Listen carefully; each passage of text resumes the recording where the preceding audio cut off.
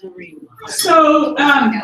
we are going to begin this afternoon by inviting Larissa Kwong-Abezia to talk to us because, Larissa, just because you can tell people why you get to talk to us. Yes, we should. Yes, we stand. Oh yeah, we should definitely stand.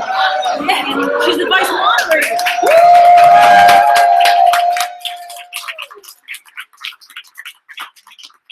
Thank you for standing. I joke with people that being vice moderator is really a half stand because people aren't sure if they're supposed to stand or not. So it's usually like, just do it. I don't want to not do it, so I'll just half stand. Get him to bow. Yeah. Oh, Kiss the ring. So my name is Larissa Kwong-Abezia. I am the vice moderator of the 221st General Assembly. And I'm not usually in places where I don't have to explain to people what that is. And so it has been a huge honor to serve in this role. And Heath and I are almost at our 1 year mark. And it's just amazing to see how much has changed in the Presbyterian Church, how much news has come out about the Presbyterian Church, both positive and challenging. And I hear a lot of people say at the end of this past summer's General Assembly, we were not the same church when we arrived at Detroit versus when we left. And I think that's really true, but what I also want to say about that is that as I travel around the denomination, we're continually uncovering who we are as the Presbyterian Church right now. So I think it would be fair to even say that we are continuing to not be that same church and also really grappling with and struggling with who are we and who do we want to be, and asking the tough questions. I think my hope, and it's obviously, you can never say in a broad brushstroke it's everywhere like this, but my hope, and I think what we're realizing is that we can no longer go around things or under or over. We're realizing we really have to wade through, the crap to really figure out who we are together. And this idea of we really are going to do this together. When we were talking at lunch, one of the things that I was saying, this was my 5th General Assembly, if you can believe that, because some of you all probably think that I'm a teenager, which is okay. One day I'll be able to graduate to being an adult instead of a young adult. But this was my 5th General Assembly, and one of the greatest witnesses to me as I was going through and observing and leading the assembly is that in my experience, there was always something, you go in and you know what the controversial issues are, and then the vote happens, and then you're waiting for the other issue that's going to tip the scale the other way, right? Okay, so, we voted in favor of marriage, so now what's the issue going to be that's going to, balance us out? And my perspective is that this summer there wasn't really anything that kind of balance this out in the same way. I feel like the commissioners and the delegates came and people really strongly felt where they were, but they also were we're engaged in this conversation, we're going to do this work, and we're going to see where the Spirit leads us. And I feel like that modeled us forward as a denomination to these conversations. So I mostly just want to say thank you all for allowing me to be here, because this is really powerful for me to hear all of your stories and for this history to be told. Because I think it's only by, knowing where we've come from and where we are that we can understand where we're going. So thank you for the privilege of being able to sit here and for you all to be vulnerable and also joyful in sharing what your experiences have been and how you hung in there with us even through all of our messiness and still have hope for who we're called to be as a church. Amen.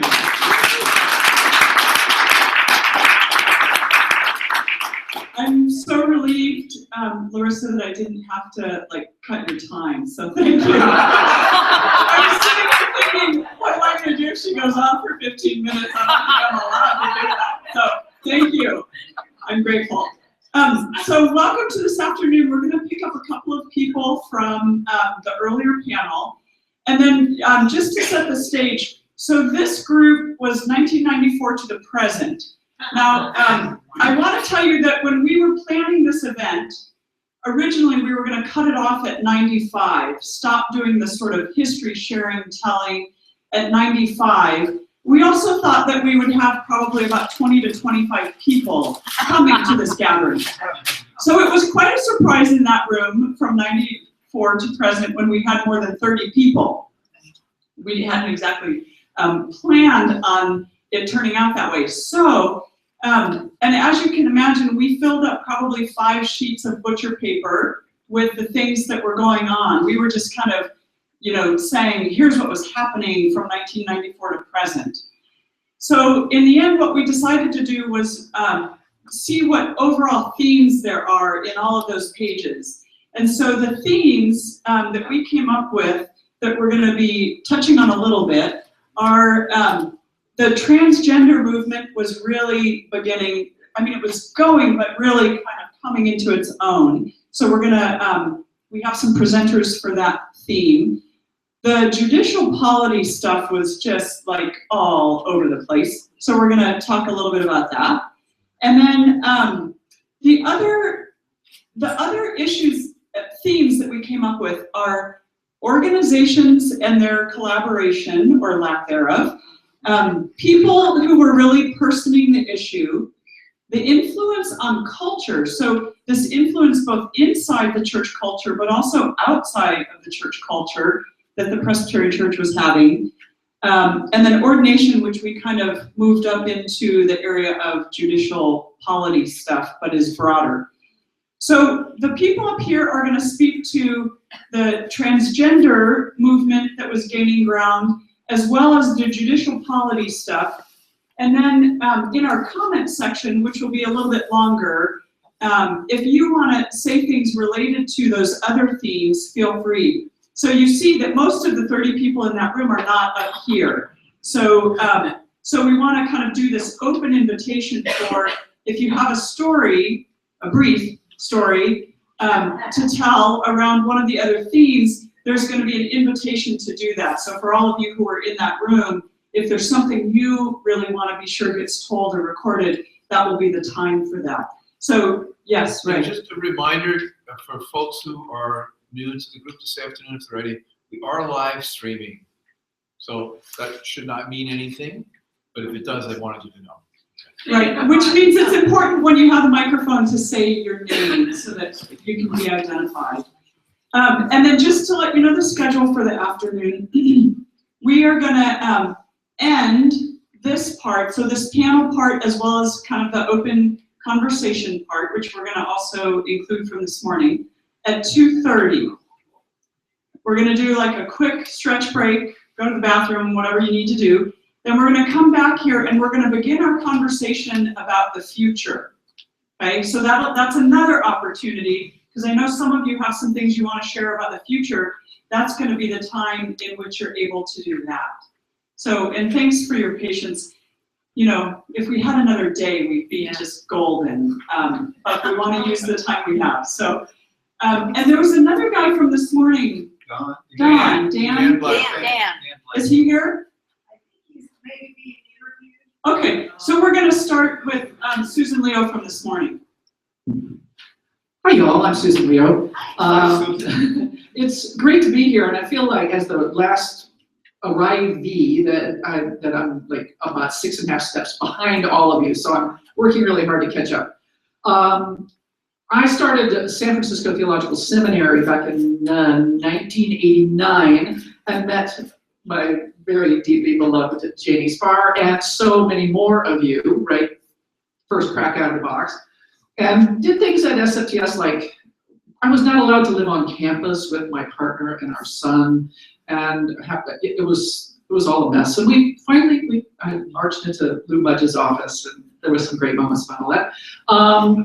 by the time, by 1993, so I started off being very naive about, I don't even know why I'm here. I'm hearing this weird God thing, and I don't know what the hell it's about, but I got to do the seminary stuff. So I did, and so I started, and because inquiring minds really did need to know. Over a period of time, after an internship at First Congregational Church in downtown San Francisco, I realized I really was being called to the pastoral ministry. And so I came out to my First Presbyterian Church in Portland, Oregon, the candidates committee, and with Mr. and Mrs. Marriage, who were my, I mean, you can't make this up. They were my connectors to the committee. I mean, Mr. and Mrs. Marriage, come on. And they were wonderful and awesome. And I tore the Presbytery of the Cascades apart, apparently, single-handedly by being an out lesbian, who had the gifts, the skills, and the call clearly to ministry. They could not deny it. And so they kept deferring. It's like, no, you decide, no, you decide, no, you decide. And churches all over the Presbytery were withholding their per capita, and at First Pres, one donor left entirely, taking his annual gift of about $1 million. Another donor stopped giving his $500,000 and gave $10,000 to the church. It was like one thing after another. And I kept saying, I don't feel like I'm all that powerful. I don't know how I'm doing this. But I was being accused all the time of tearing apart the Presbytery. One of my favorite moments, I would defend after I graduated seminary. So I was taken under care as a candidate in a closed meeting so that only people who could vote were there, and it was at the same weekend as the Reimagining Conference in Minneapolis, and so I couldn't go to that because I was having to do this thing in Portland. And I was taken under care. I believe I was the first out lesbian gay person to be taken under care as a candidate because they just couldn't say no. And then I was that spring was the seminary representative to the GA. And I had no idea what to expect. But when Margaret Actemar, people have been helping me piece together these memories. It's like this. As I said, I don't know. I don't remember that I was just there. Came up to us at a breakfast table and said, "You are like a rotten strawberry." Was that the floor? Yeah, wow. You are just like that, and that it ruins the entire basket. One rotten strawberry ruins the entire basket. And it was one of those moments of, what? That's the most ridiculous thing I've heard in many a day. And so later on, we saw her in the restaurant, and I asked the waiter to find the most beautiful strawberries he could find and deliver them to her table. And these were, for me, it was hideous. There were all these things that were going on, and at my ordination or my candidacy thing, someone said, "Do you know where Satan dwells?" I was like the church lady. I was like shocked. Do you know where Satan dwells? And so we had all these horrible things that were happening to us. The people who were being so just as hurtful as they possibly could in that good Christian kind of way. And yet we prevailed. We stood together. We had our great moments. And there was a lot of laughter in addition to a lot of tears and a lot of being horrified. But I could not wait any longer for the Presbyterian Church. I ended up starting my own congregation and being ordained in the United Church of Christ. And this soul that we're here today was made by my friends at Bridgeport United Church of Christ, Lisa Neisenfeld and Sarah Ann Hazelwood. And the other one that I wore for the 13 years of ministry at Bridgeport is covered with so much schmutz and baby puke and things that to see this in its pristine way is just gorgeous. So thank you all so much. Dan is going to have a seat. Dan is back. Dan's back. not for Elijah after all. By way of transition from the early 90s to the middle 90s, I first got my toe into this, again, thanks to Jack's invitation, and some other folks, particularly Tom Oddie, who was very much involved in organizing us in Southern New England and all of New England, getting us together quietly behind the scenes in ways that we could do work. And also, I can remember Wayne and Greg, who were part of that as well in the early days, and got us to the our first New York City Pride Parade. And so that was my introduction. And the great introduction was to attend my first More Life Churches conference in Minneapolis. You know, someone said, well, you should go to that. There's these churches to get together, you know. Okay. And I show up, and that's when I really, in '94, discovered, well, met a lot of you for the very first time. And went on to do that for a couple of more years until my great looking forward to June was interrupted by the opportunity to serve as a Commissioner of General Assembly, which is another great example of God's sense of humor, that both Tom Oddie and I were the commissioners from Southern New England to that assembly. I was on the Book of Order Committee, and yes, one of those people Tricia was talking about earlier, who, you know, they probably, who's he, and is he supportive or what? Anyway, and suddenly I realized we were going to revisit this wonderful issue of the infamous G616B, and we did. I mean, the church once again wasn't ready to hear, but we gave them the opportunity.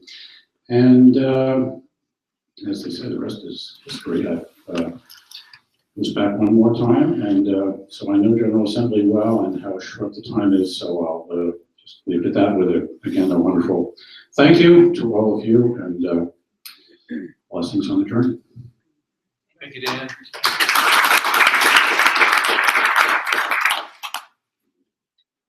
We're going to start. Okay, this is the start of Group 4, and I guess I'm getting this still. Aaron Swinson is. Hold it right up to your mouth. Yes, I will. After. This is probably the deepest voice you'll hear coming out of someone wearing a skirt. I got a special dispensation from Janie Spar to wear a skirt today. I haven't seen one in the entire week. All of you are wearing pants. Amen. And you have to leave it to a transgender person to come with the skirt. Best dressed. And I was welcomed years ago by PLGC, but with some trepidation, because I believe I might have been the first person to show up at an old PLGC meeting. And I was there for my congregation, not so much for myself. I have a trans activist timeline that runs back into the 1960s. And before that, as a member of the NAACP, as a white person, I was involved in sit-ins in Kansas City, Missouri in 1959, and at the University of Kansas in 1961. But I never made that connection between my work in that regard and what happened to me later on. But I did go to Cooperstown, New York to work in 1983 at the Baseball Hall of Fame.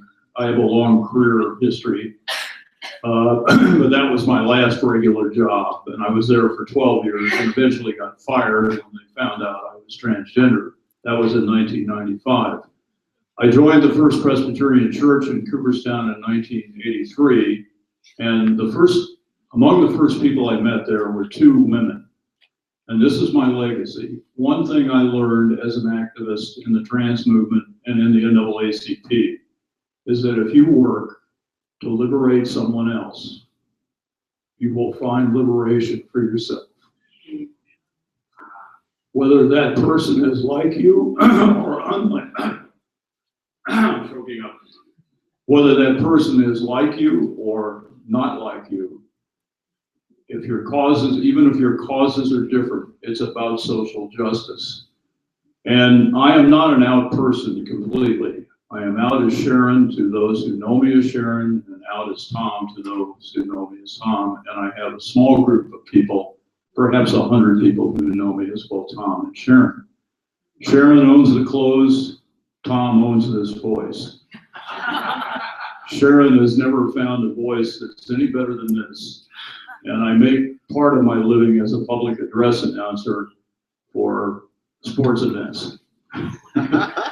Anyway, the first two people I met in my church, Katie and Carol, were closeted, more or less, lesbians. Everyone knew, but nobody said. They had met in Cooperstown. Carol was a doctor and is now ending her career and getting ready to retire. This was in the 1980s. And Katie was a young graduate student, a musician emerging, and she eventually became music director at our church. They were not able to be ordained as deacons or elders, and yet they became the heart and soul of the church, particularly through Katie's music and Carol's witness. And there was opposition to they were nominated, or there were people who tried to nominate them for session, but those nominations were not accepted. And I began to, as my work in the trans movement went on as a lawyer, I began to try to understand what I could do within the church to help them. And I did read that sexuality report. I did get PGLGC information, and I got myself on session and became an elder. And then I was able to write more light resolutions for my session in 1992. And then in 1994, eventually we passed those resolutions. Now here's the legacy. Katie became the vice moderator of the Utica Presbytery. Oh. Katie became the commissioner to go to GA. Katie was randomly selected to be on the committee. Katie and Carol are lesbians. When my session addressed this question, they brought Katie in, and they were very uptight. This is 1993. And I thought we had the votes, but we didn't at that point. And the minutes, here's what the minutes say. A lesbian woman, they didn't name her, a lesbian woman came and addressed the session. And it was another year before the vote was taken, and we finally got the vote. And we became a sort of closet More Light church. I'd also like to credit Chris Glazer. I went to one of his presentations in southern Indiana, and I got a lot of energy there. And I became a more regular participant in the More Light movement at that point. And I give credit to Chris for that. Thank you. I have to apologize. I have to leave because I am the only person at this conference living in Walnut House. And because another group is coming in, I am moving over to Maple. So if you see me in Maple 502, it's me. I'm coming from Walnut, but I'm going to have to leave now. I'm giving the mic to Chris. My name is Chris.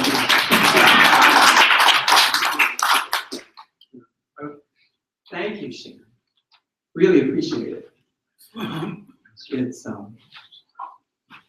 It's amazing to me how important we are to each other. She and I just met, and she helped me with my case with the Presbytery 20 years ago, sort of long distance, by helping me get in touch with someone to help me with my case. So it's just amazing, how important we are to each other. In fact, I wouldn't be here today if it weren't for someone named Ida. I met Ida in October of 1995, which is well inside this time period. And I met her after the first article came out in the Atlanta Journal-Constitution about my gender transition, and an article that pretty much destroyed my life and took away most of my living. and was unwanted by me. I had been naive enough to think when the reporter called me to think that I could just say, no, I don't want you to do a story. That's how naive I was. And she said, well, I'm sorry, we're doing a story. You can decide whether you will help us or not with it, but we're doing a story. So they did one. The story was about my coming to myself after 40 years of denying my own knowledge about my gender. And my successfully lobbying the Committee on Ministry of the Presbytery of Greater Atlanta, where I had been serving for 23 years as a pastoral counselor, convincing the committee to put my name on my request for a name change on the consent agenda of the Presbytery meeting. And so we thought this was good because, you know, what I wanted was a discreet, very private, I did not want to be here. I did not want to be with you guys. I didn't, this was not the place I was headed. I wanted it quiet and careful. And so I was hoping, and the state clerk said, I don't think you should come to this meeting because you'll be inundated with questions. So instead of going to the Presbytery meeting, I attended my very first Atlanta Pride gathering, which was much better, much better. And so later on in the afternoon, someone called me and said, well, you know, it didn't go so well. And he said, one of the people in the opposition saw that on the consent agenda, got up and said he wanted to take it off of the agenda, and that he had done some research, and that as far as he could tell, that there was no Christian minister that had ever changed sex and stayed ordained. And therefore, we were making a decision not only for the Presbyterian Church, but for all of Christendom. And therefore, we needed to, and there's that word, study. We had to study the issue. So they studied the issue for another couple of years, in the midst of which this terrible article came out and just took away all of my privacy. And I got this call from Ida about 2 weeks later. I was very raw from some of the phone calls that I got because some of them were not very kind.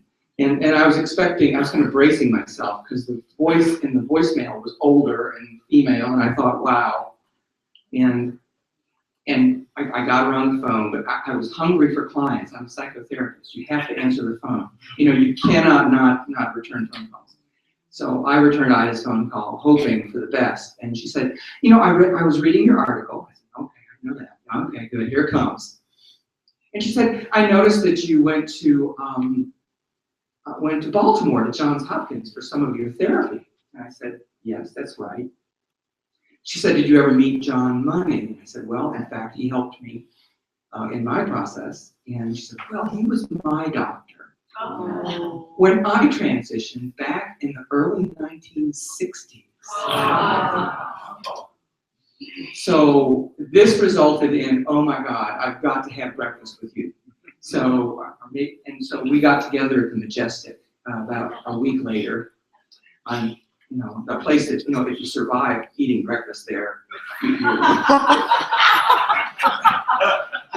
She lived across the street, and she told me this wonderful story of her life, living in South Georgia, going to Baltimore to transition, coming back to Atlanta, getting married, having a job. Her husband never knew that she was transgender. She was this tiny little thing. She was about 5'6". And I was in awe of her because she was like 68 years old, the same age that I am now. And I kept imagining, you know, myself. It was this affirmation for me. It's like, oh, wow, you know, yes, this is where I want to be when I'm 68. And so, you know, I was just full of myself. You know, I had just met Janie, so I was kind of full of Janie. I had Janie-ness inside of me. And so I was just I was so full. And so she said, and you know, I've been attending this Presbyterian church across the street for the last 6 years since I've been in the retirement team. They love me. And I play the piano there, and I'm there almost every time the doors are open. And I said, you know, I put my hands across the table, and I took hers and mine, and I said, Ida, it's so wonderful to meet a fellow transgender Presbyterian, because I had not met one yet. There weren't people like you around. And this to me was like water in the midst of the desert. And she looked at me and she said, "Oh, but I'm not Presbyterian."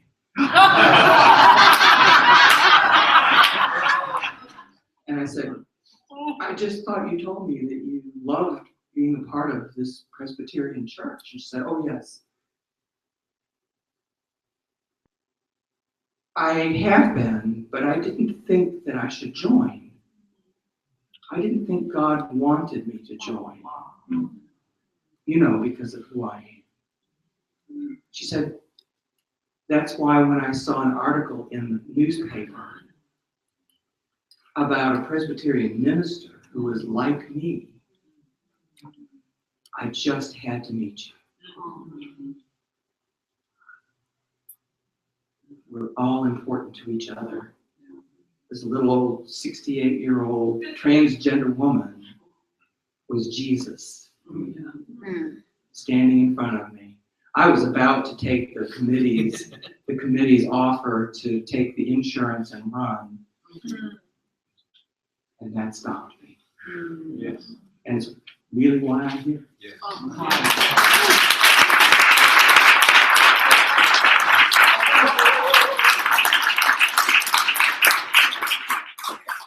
I have the power of the bow now. You can't stop. Watch me. I will be quick because I think that, you know, in this the theme around the transgender movement and visibility within the Presbyterian Church, I think we've seen three very distinct snapshots in that history. And my brief story is that as I was going to be accepting the job with More Light Presbyterians, I had a conversation with the search committee, and I had begun my medical transition maybe almost a year prior, and was just to the point of not getting frisked by the TSA anymore. And I faced a choice point for myself of how ready was I to be out about being transgender in this role from the get-go. And I sat with the search committee and said, "So I think I need to be out about this." And this, to their great credit, the search committee said, "Of course, this is wonderful." And I said, "Are you willing to journey with me if we get backlash? If we go public about it, and you know, some of our more conservative Presbyterian papers or anywhere else pick it up and come after us?" And they said, "Yes, we're with you." And I was able to say that, to do that, because I'd heard stories of Aaron Swinson growing up.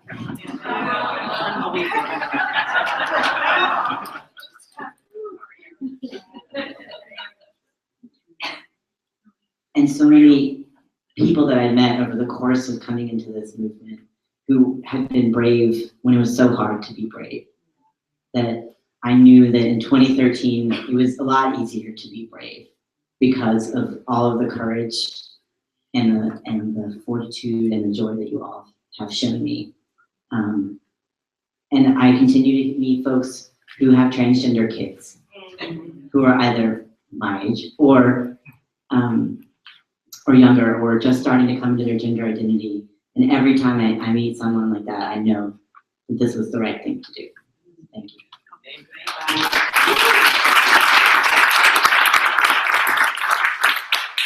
So Alice is going to introduce to us the polity piece. So Susan, and who is Whoa.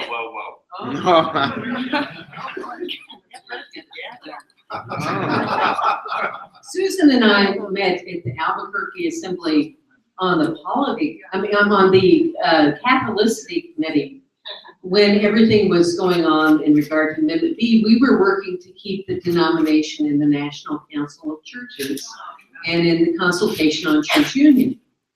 And Susan is working as a stated clerk, so she's a person who understands all these legislative and polity issues, or at least she can talk about them like she does.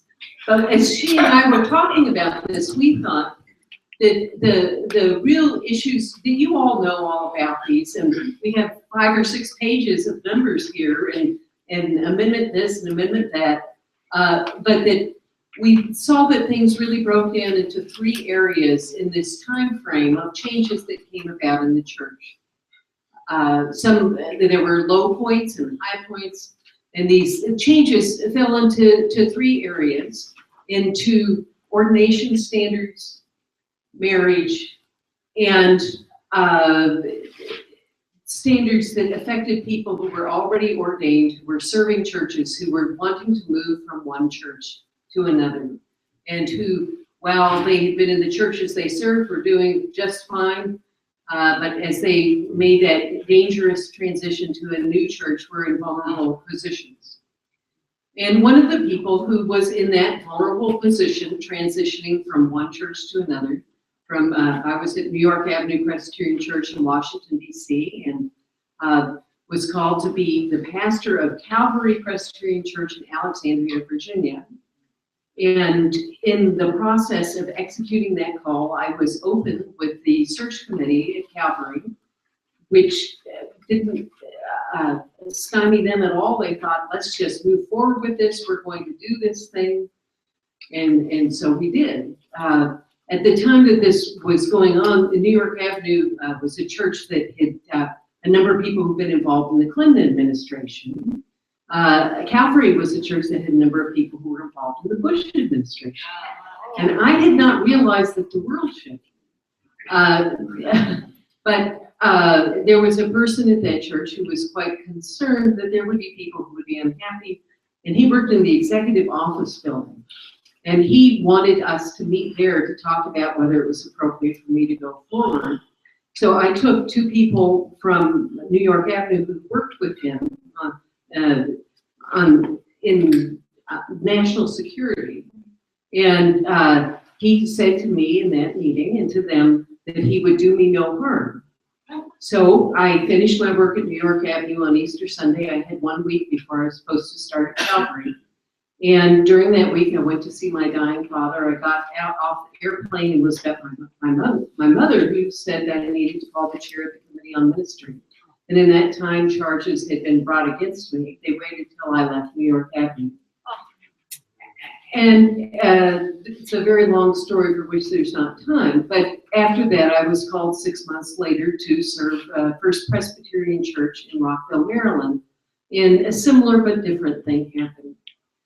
What I know in the process of what happened to me, and this was after 16 years of ordained ministry, is that this is something that has happened to many of us. That there are many of us who have been pilloried in the layman, many of us who have been caught in this time of transition, or who have had to leave the churches that we're serving. And so Susan and I thought it would be well, because there's so little time and so many stories, that we were just going to tell brief stories to represent a great many people. We wanted to know if everyone in this situation, who has been in this situation at all during the course of their career, would please stand.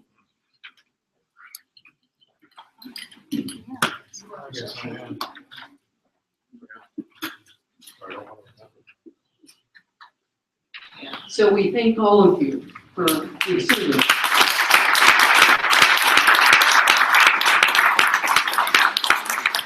So now we would like to talk a little bit more about the changes that occurred during this period of time in regard to the standards for marriage, and for and what happened to people who married people who didn't follow them at the time that they weren't producing. Well, hi, marriage buffs. Just quickly, I'll say, I think any of you know, but I do marriage counseling. I meet with people for a year. I do a study with them and so on. It's really quite this wonderful experience. And then, so I always reported everything I did to the presbytery, every marriage and so on. It was everything. And I'll just say on the first case that was against the downtown church was one thing, but this was the marriage case in 2004, in which there were 2 couples in which I they said essentially that I called it a marriage, because this is what I always ask people, what are we doing? And if they say we're doing a covenant, we use the covenant, but both of these couples said, you know, we're gonna be married and so on. So what happened, and I had also done some in Canada and so on, but they didn't count. They refused those. And then, but, so these are, I'll just give you one question in there. So one of the questions was, and I would say being on trial and a disciplinary trial is different than a remedial trial. Because in a disciplinary trial, you can say whatever in God's name is on your mind. And you get lawyers who love the cause and who are really out there with you. So the thing is, the questions and everything that's done is always to move the movement forward. And you have every way of strategizing. So that's what we did. It was like a party. And the Presbyterians threw this party for us to have voice and to try and change a church that didn't want to be changed. It was an amazing experience. We went, it was a phenomenal experience to hear the testimony. And I'll just give you on that one. On that one of the questions was this. Well, Reverend Spar, didn't you report this to the presbytery? Remember this? What didn't you report this to the presbytery? Well, I said, I do an annual report, and it's usually about that thick, because when you do creative ministry, you must do great reports. I have the best damn detailed report. And with that, all the names. But then they said, well, when you did these, shouldn't you have told the presbytery? I said this. Looking around the room, the people that are in this presbytery were were at these weddings. So I didn't think that I had to tell them. And of course, I said, there's the moderator, there's the, you know, but I just said, they were all there, so I should tell them. So that was an incredible moment. And then again, told, no, they essentially that one said, no, these are not marriages and so like that. Then the second time that this happened, I think, which was even more so, because you see what happened is they tried to make it only about you. Right. But it is not about me. It is not about the couples. It's about the church that keeps saying no.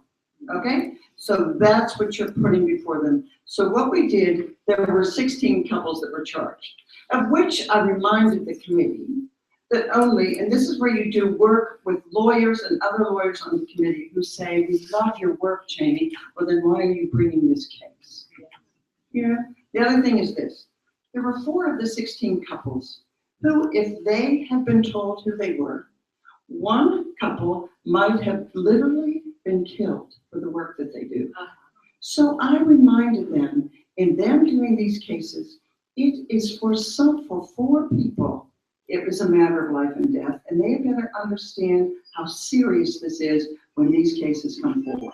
Okay, that's what I'm talking about. In disciplinary cases, you can say whatever you want, and again, the lawyers, Scott Beverly and Sarah Taylor, are phenomenal because they push forward. It isn't someone who says there's both sides. There is never both sides. It is either the just side or the not just side. So what happened is when they said, well, Jane, you know, this is about, no. So what we did, it's about all the couples. So every couple that could testify, and there are several of you in this room, you were able to tell your story before the court. It was one of the most phenomenal experiences for the presbytery and all that. There were hundreds of people there, right, at this thing, and they were able to tell their stories of love and what it meant.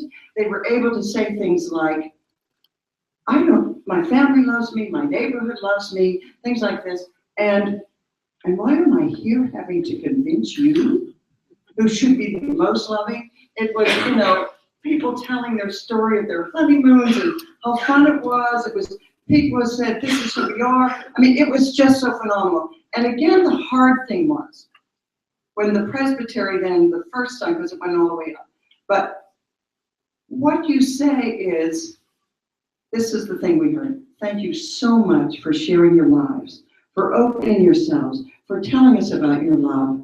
And then they turn and they say, but you're guilty. Nothing personal. Nothing personal. But the thing that you look at is this. When we work with couples, it's about their theology and who God is too. And I turned around and I could tell you every couple that came from a conservative tradition, their shirts were wet with tears. The feminist people that were there were like, this is the last time I'm doing anything like this. Do you know what I mean? But it's again, you watch what happens to people.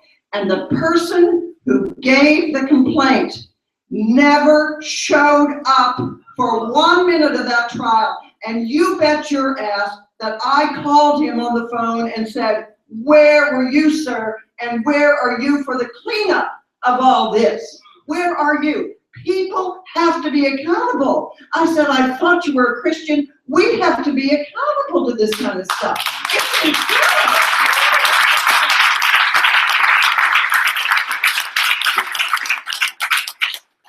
So we now want to hear from two people who can tell us a great deal about what happened.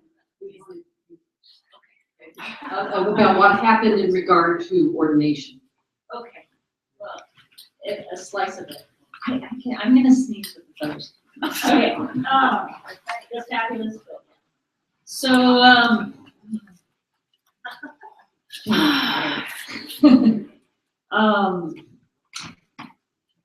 I left off 93. I came home from that GA that was so painful, it's worth saying again. I was in bed for a week, didn't get up. My parents thought, gosh, what did we do? Sending me there for her birthday. Yeah.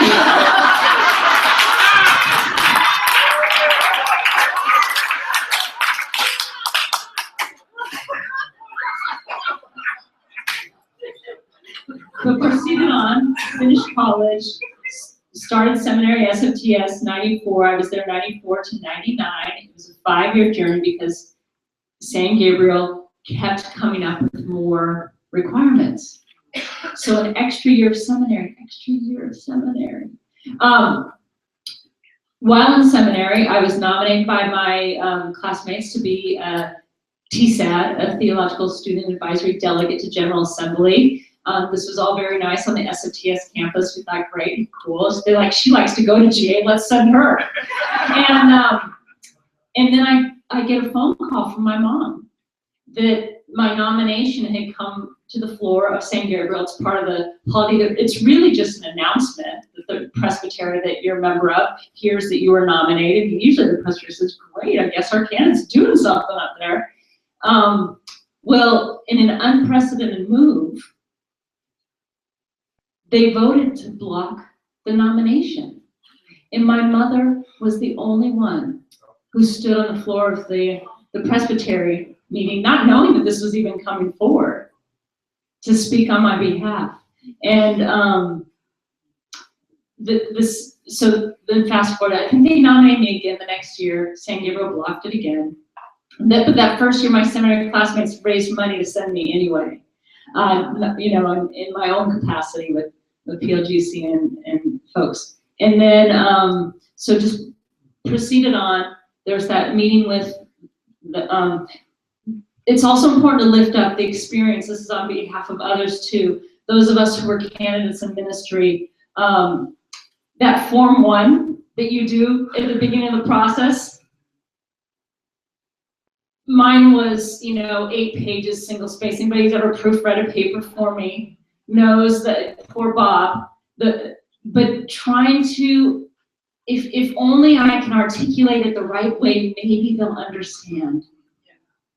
And then also that youthfulness too, that spirit was infused in it. And I had been raised on inclusive language, thanks be to God, by my wonderful home church.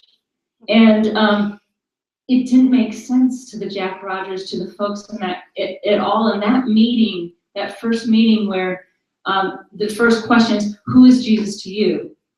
And I said, Jesus is partner and friend. That wasn't a radical move of mine, that was all I knew.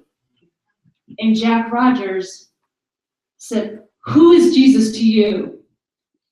Partner and friend. To live that clash of culture. as somebody who had been raised in an evangelical, loving environment in his own right, had only ever heard Jesus as Lord and Savior, and I hadn't. There's so many other issues infused in this that got put on us, in our bodies and in our beings, that blocked him from being able to receive me as a sister in Christ. And he and I have since reconciled, and that's been a wonderful thing. But in that meeting, he asked me about 5 times, who is Jesus to you? And I finally was like, well, on the airplane, I'll tell a creative story. I can show him, I can kind of preach on the fly. And, you know, I met this guy in the airplane, and he was walking, I was like, hey, peace, love, everybody, maybe we the friendly skies. So, well, he was Jesus to me today. I saw Jesus in another person. Who is Jesus to you? And of course it was, as so many people have said, it wasn't, you're a lesbian and we don't know what to do. As the wonderful poet Audrey Rich wrote a poem about, there are no roadmaps for our love. There was it wasn't a trifold, it was like a 10-fold fold out thing that showed the process to ordination. Do you remember that? Yeah. In the binder, like would fold out, and I remember holding that up with First Pres San Anselmo. I eventually transferred up to them. They said, we're tired of hearing these terrible stories when you go to St. Gabriel. Come be in the ordination process with us. But there were no roadmaps for how to do this. For the bodies receiving us, and for us seeking to follow our call. Now, I'm hopeful that the bodies that were in those positions will do some reflection and think about what as a corporate church needs to be done to remember what that must have been like for us. Because the confusion was different of what to do. But we kept coming, we kept coming, we kept coming. And eventually, First Pres San Anselmo and Redwoods Presbytery were ready to approve me as ready to seek a call. I finished seminary, I finished all of the extra requirements. My second, had to do a second internship. And so on the shoulders of all those who'd worked so hard to make a way, came that moment. It was right after 9/11. It was like a week after 9/11. I came forth for my examination on the floor at Redwoods Presbytery, and having been fully out from day one, Form 1, I am a lesbian, in the process for my examination, and they were always long meetings. That was another thing. When I went to meet with the CPM, in San Gabriel Presbytery, there would be a lineup of Fuller seminarians, and then myself from SFTS, and these guys had their handwritten like 2-page forms, and would be in and out of there in 5 minutes. And I would go in, and it's like you could start hearing the barbecue, the smoke. You know, it was a grilling session. My parents would be out waiting, you know, for me to come out. I'm thinking of how to. So examination happened.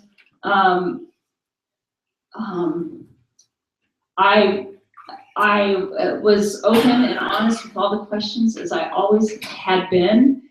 Janie asked me about my partnership. I talked about my loving partnership with Kern Reichert, also a UCC, also a minister. And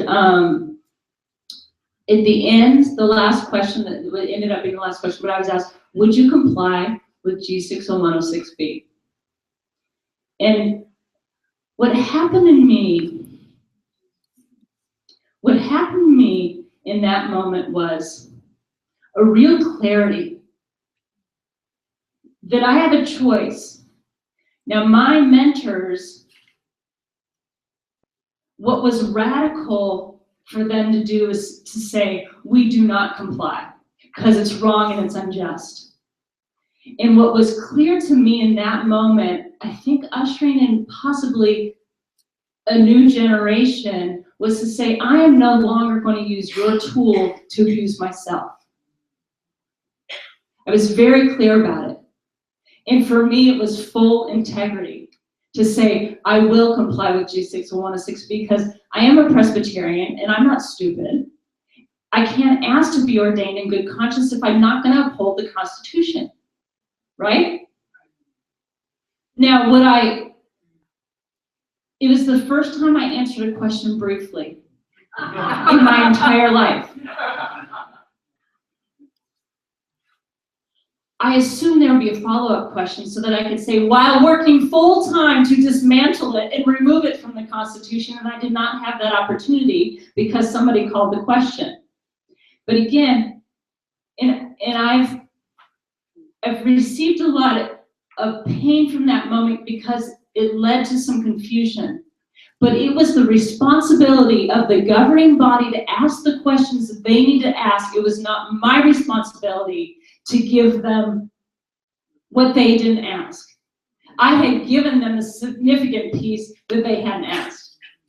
This is who I am. I've always been out since I stepped foot officially in this process. It was up to the governing body. So I was approved for ordination. And we didn't know up until about an hour before I got the call finally from Mary Gillespie, the moderator, you may proceed. We were in the car driving to the ordination. And so I regret that for some reason it's bittersweet because it was my great hope that this, and it was, the day was, that this in our history, in our collective memory, would have been a great celebration. And yes, the wall hadn't tumbled, but it was a historic moment. And it was our work. It was a moment, a glimpse into the fruition of our work. You raised me right. And I was faithful to the process and to the call, and I gave my best. And I was ordained in the Presbyterian Church. And so it's great to have a chance to tell that story. Accusations came. If you'd like to read them, I've got them from Paul Rolfe Jensen. It says you are in violation of G60106B with one current record. She always appreciates that she was named in the charges.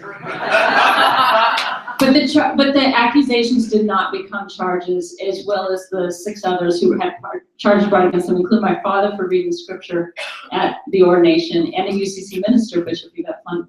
So who's next? Lisa Lutton.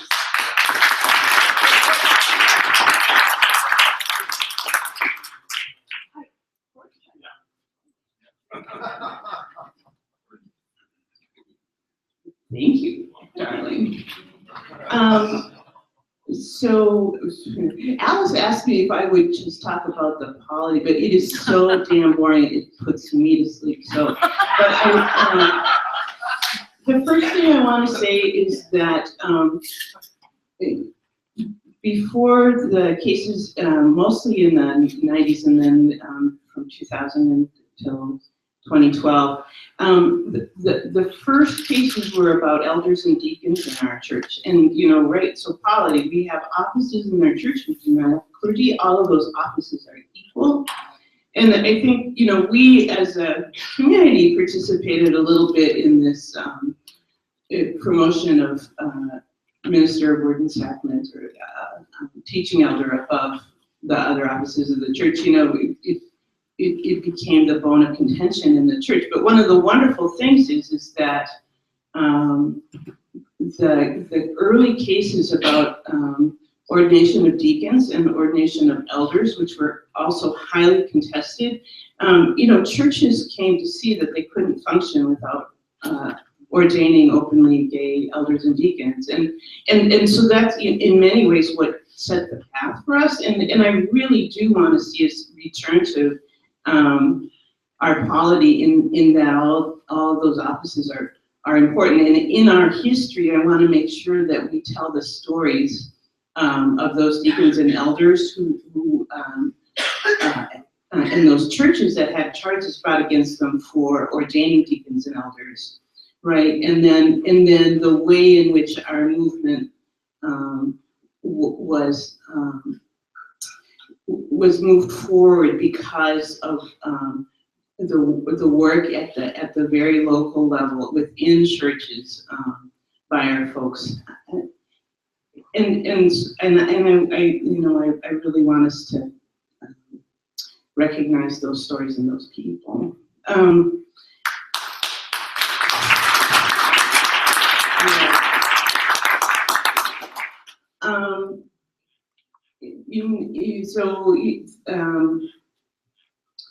I like my ordination to be a teaching elder followed 3 epochs of the church. The first was definitive guidance, and then then G60106B, and then the experiment that the theological task force lifting up our historic understanding of Jesus being Lord of the conscience and the scoopling process. So initially, my case went from the Presbytery Twin Cities up to the General Assembly PJC at the same time that the downtown church had their case. And so I met Janie and Jimmy there. I met Jimmy for the first time there. And the Judicial Commission said that I could continue as a candidate, but I could not seek to serve a call. When that I May Freely Serve asked me to serve as the Regional Partnership Coordinator, that was an ordainable position as they created it. So we began the process again under G60106B, and the committee voted me down, and so we continued to move on. And then when the General Assembly and the Theological Task Force lifted up this process that by which a candidate could, or somebody transferring from one presbytery to another, or an officer of the church could submit a statement of conscience or a scruple about why they, in good conscience, could not submit to a particular part of the Constitution. And I'm like, well, thank you for the opportunity. I would love to share. And so that the committee approved me under that process, and so they decided to bring my certification forward to the presbytery. And anyway, that wound up in a judicial challenge, and then subsequent to that, they had to redo things again. That went back through a judicial process, and then I went before the presbytery. And again, that went before a judicial process. The thing that Janie said about disciplinary versus remedial cases, in my case, the really tricky thing for me was, and sort of thinking back on it now, I don't know how I would do it differently, but because these are cases brought against a governing body and not against a person, it's the presbytery's actions that are at issue, and the Judicial Commission's at the Synod level, where they are taking evidence, blocked me from speaking every time. And and even at the presbytery meeting, first presbytery meeting, where they were voting on the committee's actions, so I was sitting there, and all of these experiences were just these fantastic experiences of, well, Lisa Lord and stuff, and I'm like, I'm right here, I can hear you. But I talked to someone who's in the judicial process, and I said, how was that experience for you? And she said it was demoralizing.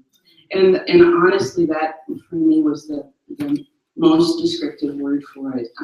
That process of being so silenced within a community that is very sensitive about being silenced.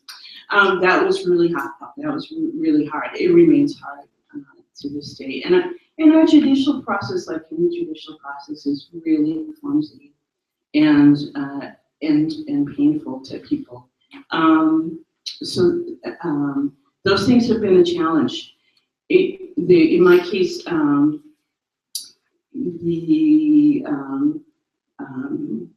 10A was passed in May of 2011, right? Scott Anderson and I and Paul Capitz in the Twin Cities all had submitted statements of conscience that were heard by various judicial bodies. And Scott and I went forward to the PJC General Assembly at the same time. And the GAPJC in its wisdom decided that to split the baby, and so they approved Scott's ordination and denied mine in September 2010. And so who knows now what the dates are, somewhere around there, so that it wasn't until after, I guess it wasn't until May of 2012 that the Judicial Commission finally voted to move, because apparently the water was safe. So they finally decided to approve my ordination to my position. With that, I'll be freely served. By that time, I had realized that my call to that I'll be freely served had ended, and so it just, to me, it didn't make sense to be ordained to a position I no longer was feeling called to. So, you know, our judicial process says it offers to give a speedy and just solution, and they just haven't been very good on the speedy. Or just. Or just. True, yeah. How long were you a candidate? I am a candidate for ministry. I've been a candidate for ministry since June 6th of 1986. So, yeah. Wow. So that's my story, and I hope during our time of conversation that we'll talk about all of those earlier cases in '85 and before them that were brought against churches and so on. Thanks. Thanks.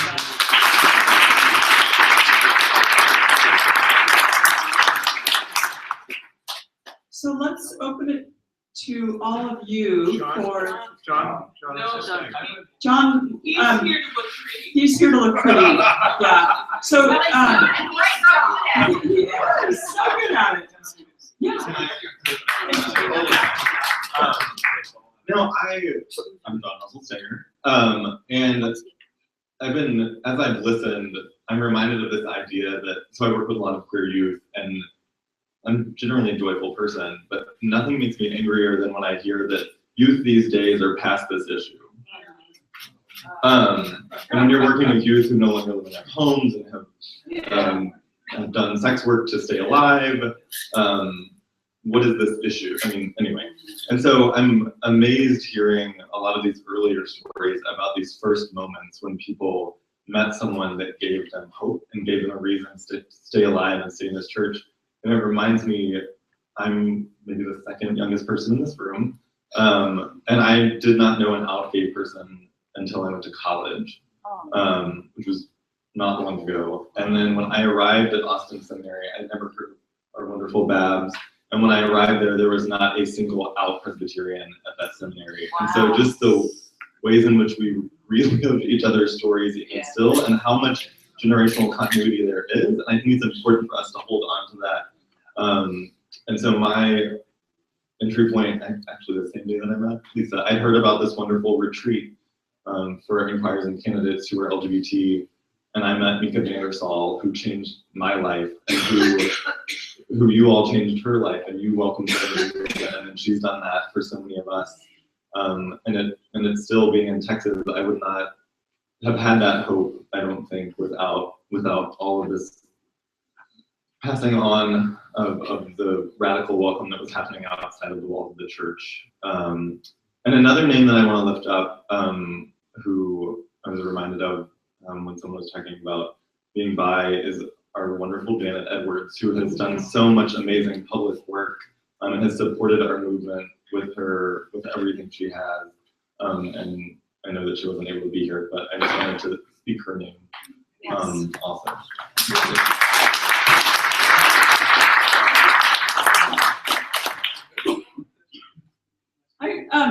I want to add a little piece to Lisa's story if I can. I'm going to take 30 seconds to do this, just to kind of add layers to the violence done. So I was in the San Francisco Presbytery and on the Committee on Preparation when Lisa was finally finishing all of that. And on the floor of Presbytery, so we had no idea which way the vote was going to go ultimately after Lisa scrupled. And we knew it was going to be close. And sure enough, I mean, it was just amazing that the Presbytery had approved it. The moderator moved on to the next item of business. And I mean, I can be a pain in the neck, but oh my gosh, I can remember sitting there and thinking, you have got to be kidding me, because every single candidate, it's a process in that presbytery, just like in every presbytery, you gather everybody around, you pray for that person.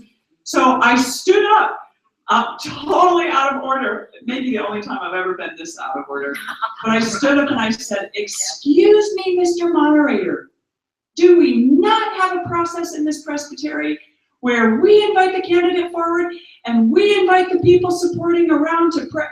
And we stopped and did it, but I'll tell you, he was so pissed that we were, and it just shows you like a little layer of, so he was just gonna go on to the next item of business. You were decently out of order. Even though, well, I wasn't decent, but I was happy to be out of order in that case. But I'm not pointing it out because of what I did. I'm pointing it out because there were layers and layers and layers at every step along the way, which Katie referred to, the extra requirements and man, and then just the treatment, like, hey, we just approved her for ordination.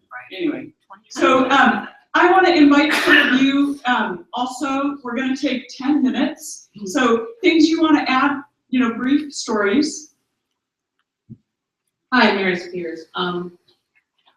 Actually, what several of you came up to me afterwards, thank you, and said you would like to hear what I was going to say, and actually what I was going to say fits in this time period. And but it was the Syracuse GA, the G601160 GA. I don't know how many of you remember, there was something else that happened at that GA at the very beginning of the meeting. This was the GA that elected David Dobler moderators. That's Orlando. That was Orlando? Who was the moderator? I guess it doesn't matter. Anyway, I was at that one too. The slate for the PJC came up. Remember this? This was sort of along the lines of what Dan's been talking about and other people talk about, where they kept trying to block us. The slate came up and there were, various candidates, and one of them was a lawyer from New York Presbytery. I had been a member of New York Presbytery. I was a member of National Capital. I was a commissioner for National Capital, but I thought, at New York Presbytery, I chaired the board of trustees and also been elected to the PJC. I didn't know this guy. And I pretty much knew any lawyer that New York Presbytery would think of. So I went racing back to the New York commissioners, and one of the lawyers I knew was there, and I said, do you know this guy?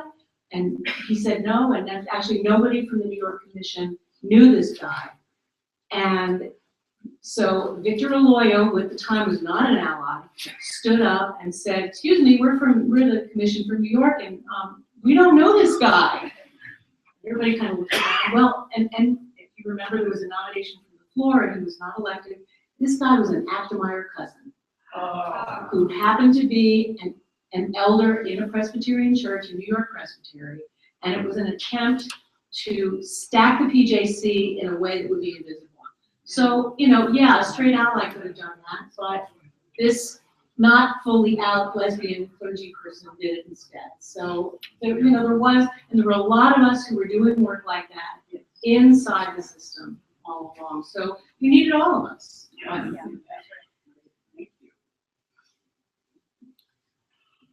I just wanted to add, I guess, a footnote to Katie's story. Katie was talking about Jack Rogers asking, "Who is Jesus to you?" so many times. But I attended Katie's graduation, and waiting to greet her following the graduation, there was a whole mob of her classmates and friends waiting. First of all, who were saying hi to her and congratulations and everything.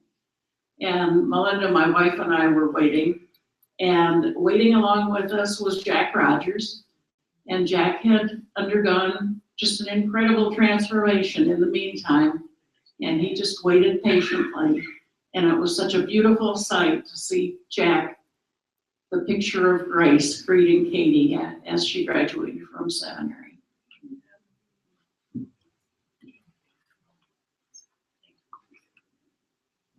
I didn't want to have part of, Billy Holton. Didn't want to have part of National Catholic Presbytery's story omitted.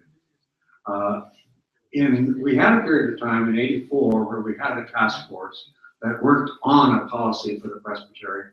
I actually wrote for that task force the background paper, which the committee was ready to adopt. But we were forced to have 2 people from Fourth Presbyterian Church placed on this little task force as a condition for their allowing it to go forward. And we agreed then to not take that full background paper. We like George Edwards, but also Richard Lovelace advises. But we ended up having a compromise, and the Conservatives agreed to do that. 7 days before the vote of the presbytery, they submitted their minority report, which was ridiculous. Later, however, in the presbytery, we formed a group called Stonecatchers. And that group was really designed to help teach around the presbytery that yes, those who cast the first stone, there's somebody to catch it. That's the point. Then a footnote in my own life, which goes back to the time that Pat Kepler and I were the office for ministry at Harvard Divinity School. We had to make a decision. We had a young woman who was a secretary at the law school, and the law school would not allow her to continue because she had had a sex transformation. And we had about an hour to decide what to do. So I think we hired the first person on the Harvard Divinity staff who was a transformed person, and she's great. But she worked hard for us. I appreciate that. It was a good beginning. You know, I've been hangers on and supporter from the time in the early 70s. The 20 years I served as both on the Office of Church and Society and the Secretary for Presbyterian Peace Fellowship and so forth. But I want to point out you had with us, you were part of other things. You belonged to other groups that were heavily involved in these issues. So that it wasn't just this issue, but you had all these hangers on and all the other people you mentioned as well, like Bill Lovell and Maggie Coon and Howard Bryce and Bill Thompson, Bill Hollister, John Connor, etc. A lot of people who were dedicated and who put their service on the line also. Thank you. Hawaiian Lover, I would like to honor all of those who spoke in the group. We popcorned over so many of us and so many things. I would urge you to take the time, if y'all can do that, somebody to take that 5-6 pages and just look at all the stories we had to put into 1 minute to share in our 45 minutes. But I would pick up on something Katie said. It was a metaphor. You know, the walls have come tumbling down, but when walls come tumbling down, there's a lot of debris, a lot of brokenness. And that is the work that remains, that moves into the future, but it's not just us. And we know how to do the healing. We need to teach others. Could everybody in that group stand? Yeah. Who's in that group, please? Or if you are able, or the Spirit.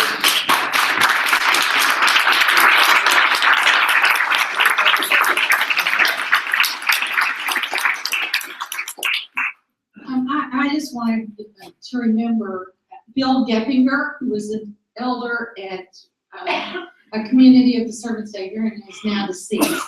And I just want, because of something that he brought to the session there and at the session did, that made me really proud to be a Presbyterian minister. When G106 or whatever that B passed, Bill had a lesbian daughter, and he was so angry about that. And he said to the session, not one of us could serve, so they pulled out the books of confession, and they all wrote their own confessions of sin and submitted, charged themselves to do the presbytery. The entire session. I've never been so proud a day in my life. And so we went to, of course, we all went into, and they carefully listened to us, and then they wouldn't charge us. But, and so we were kind of depressed that they wouldn't charge us. But the chair of the PJC said, you realize now they can't charge anyone else on it. So it was a victory in its own way, but I just wanted to remember Bill Geppinger.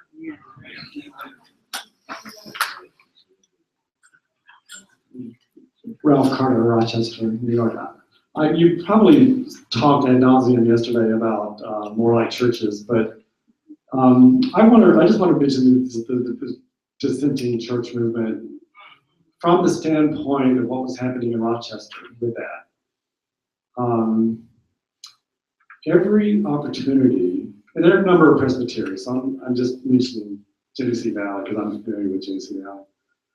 A number of presbyteries do this, they do it regularly, and we really need to lift them up. Genesee Valley, to my recollection, every opportunity they had to affirm us, they did. Even when Janie's call passed, and then there was a motion to reverse action at the very next opportunity, next presbytery meeting, they refused to rescind the action. I mean, the presbytery every time, such that when the dissenting church movement was happening, there was a motion on the floor of presbytery and debated for half an hour. And I'm not sure if Gail Ritchie brought the motion or who brought the motion. She might have, Jamie, if you know, or others may know. That the presbytery put its dollars on the line, saying if any congregation in our presbytery has charges brought against it for speaking its conscience against an unjust action of the General Assembly that affect our lesbian and gay brothers and sisters, our presbytery will support those congregations, and it passed on a voice vote. So, there are, and then when West Park, just some other types in terms of ministry, when West Park Church started its God's Love We Deliver, and then also, this is become presence in the 80s, right? But still, I just want to share this, and then the work going on in LA, and then how churches were starting to okay, we got to talk about this. We have to talk about this. We have to engage in ministry. So in third church in Rochester said, we went to AIDS Rochester and said, well, why can't we do what they're doing in New York? Because they've been doing it for several years now, and where are we? We're not doing anything. Why aren't we? Because people can't leave their homes at the time, right? They're dying in their homes. So we started the Daily Bread program in the next 3 or 4 years, children in schools making, hand decorating, paper bags that we would make meals from scratch to be able to deliver to people's homes. But it was the ministry models of congregations like West Park and others that emboldened us to have the courage of our convictions and act in a just manner and a healing manner.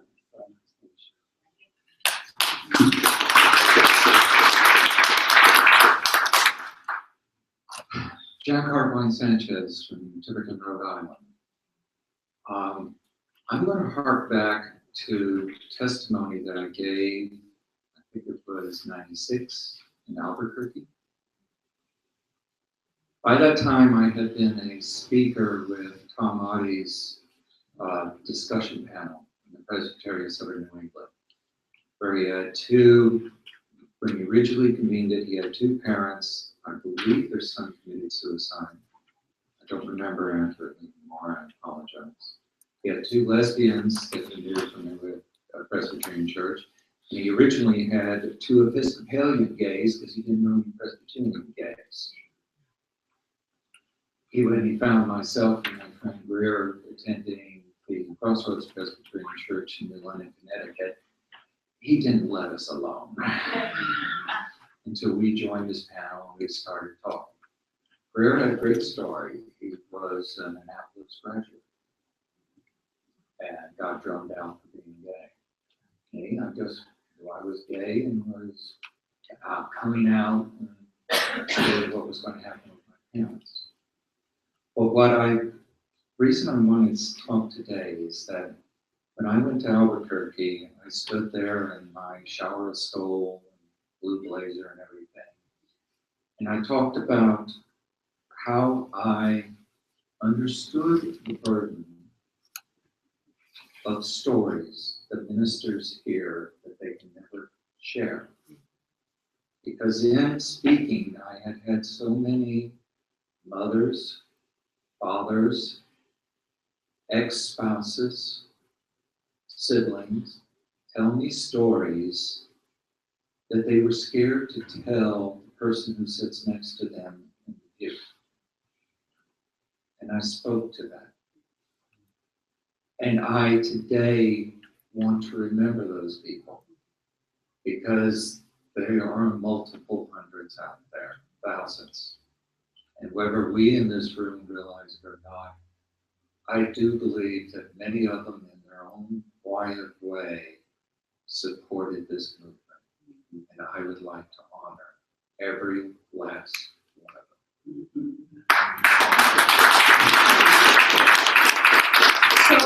So I'm going to make a call here on the fly. We have several people who still want to share, and we'd like to begin to transition into a conversation about the future. And we have a couple people who want to be a part of that conversation who need to leave by 4 o'clock. And so I'm going to transition us into that conversation. And then at 4 o'clock, if folks want to come back together here and do another half an hour of, adding to timeline in whatever period, let's do that. I don't want to cut anybody off. I also feel the need to transition us into a conversation that's also really important, which is about the future. So does that seem reasonable that we'll transition, and then at 4 we can come back and continue to listen to stories if we'd like to? Sure, as long as we can take a break. But after that, we are, because of the movement with the schedule, we may be throwing off appointments that you have for your interviews with Warren. So I would suggest if we do that, please make your appointment if you'd like, and then just come back in. Sure. And then the last thing, just Lisa, Marvin, Dan, Lisa, Janie, Chris, Dick, Craig, Georgianne, Susan, Katie, Diana are all in here in their stories. And these are on the table in the back. And if you haven't got one, there's one for you, so please take it. A little commercial break. If you all want to sit where you want to sit, but we'd also love to continue to look at you during this conversation. So, Susan, I said Laureen. Oh, did I miss? I said Laureen. I thought I said Laureen and Dan. Just take a look at the boat. See if you can read them.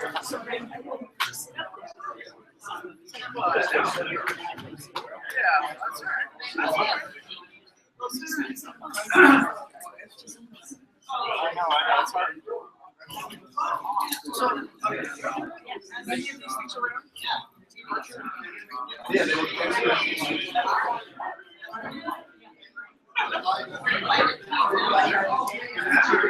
delight to be here, it really is.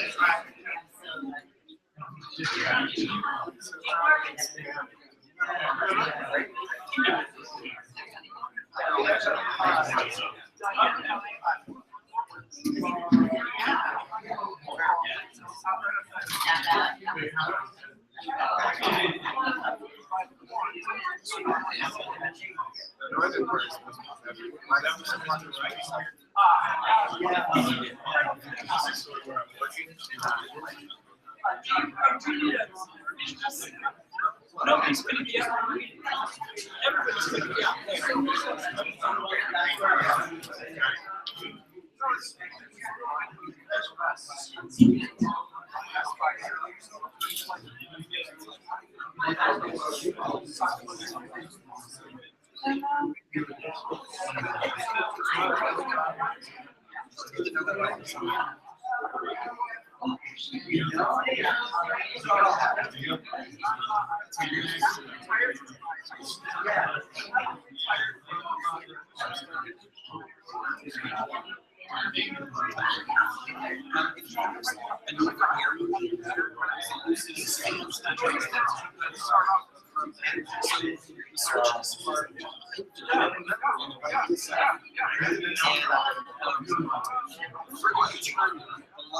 Stories just turn on.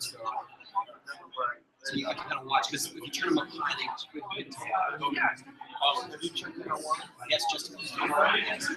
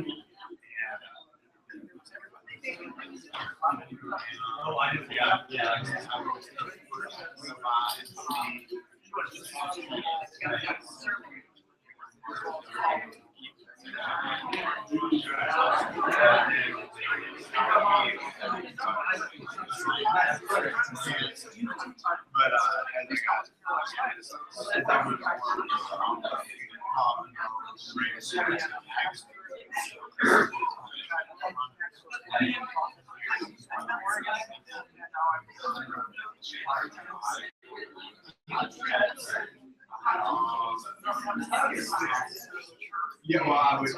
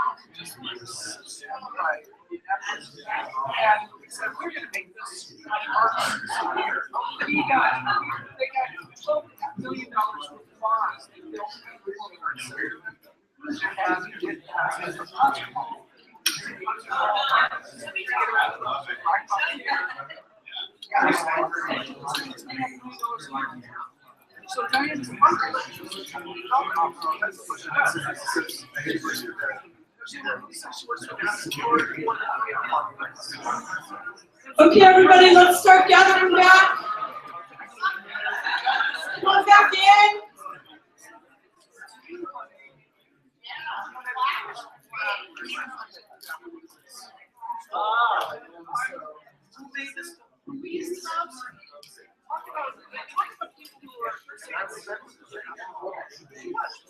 Come on back in. Come on.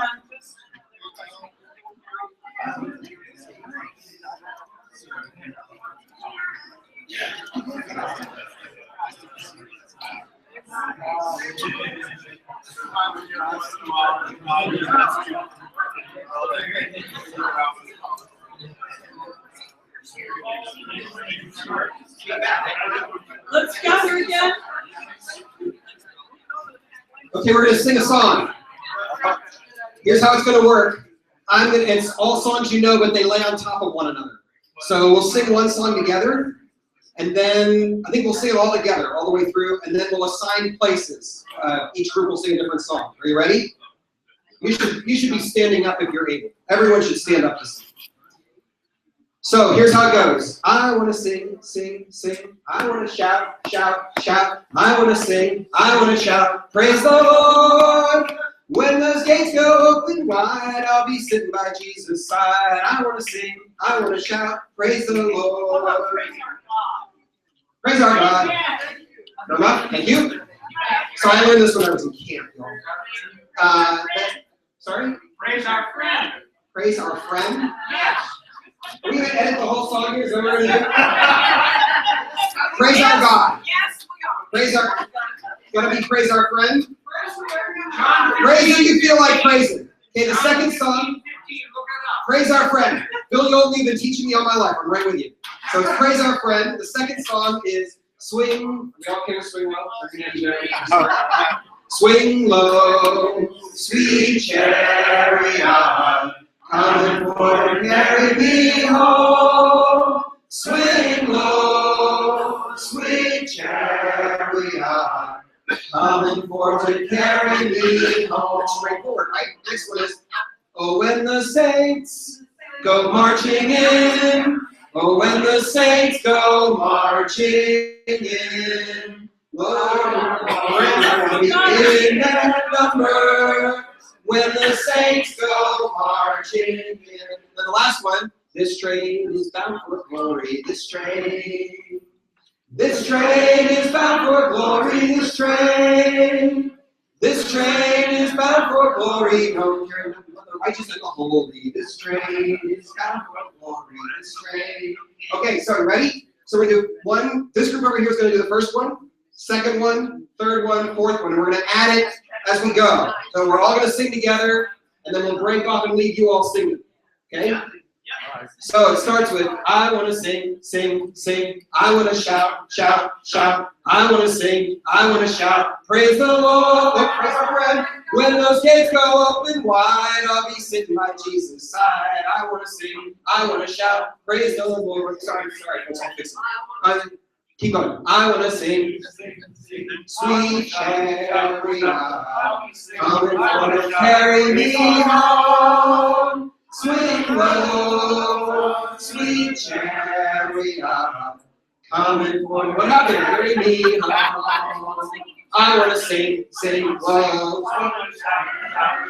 But when the saints go marching along, Lord, I want to be in that number. When the saints go marching in again, this train is bound for glory. This train is bound for glory. This train is bound for glory. This train is bound for glory. One more time. This train is bound for glory. This train is bound for glory.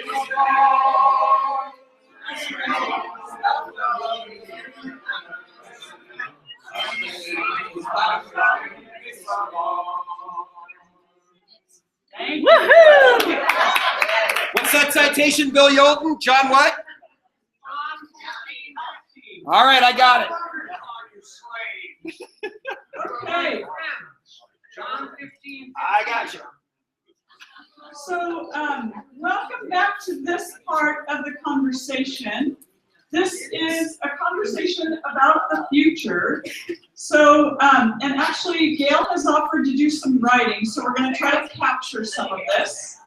Gail offered after she was asked to do the writing. So what we're wanting to do with this portion are think about a couple of things. So what is important for us going forward?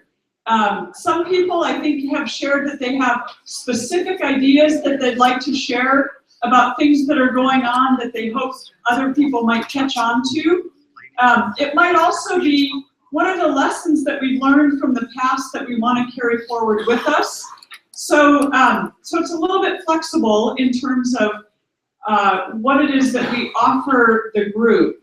And again, the idea is to kind of focus on the going forward from here point.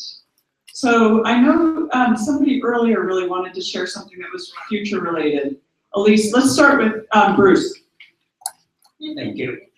I'm not a drama queen or anything, but oh, am I? Okay.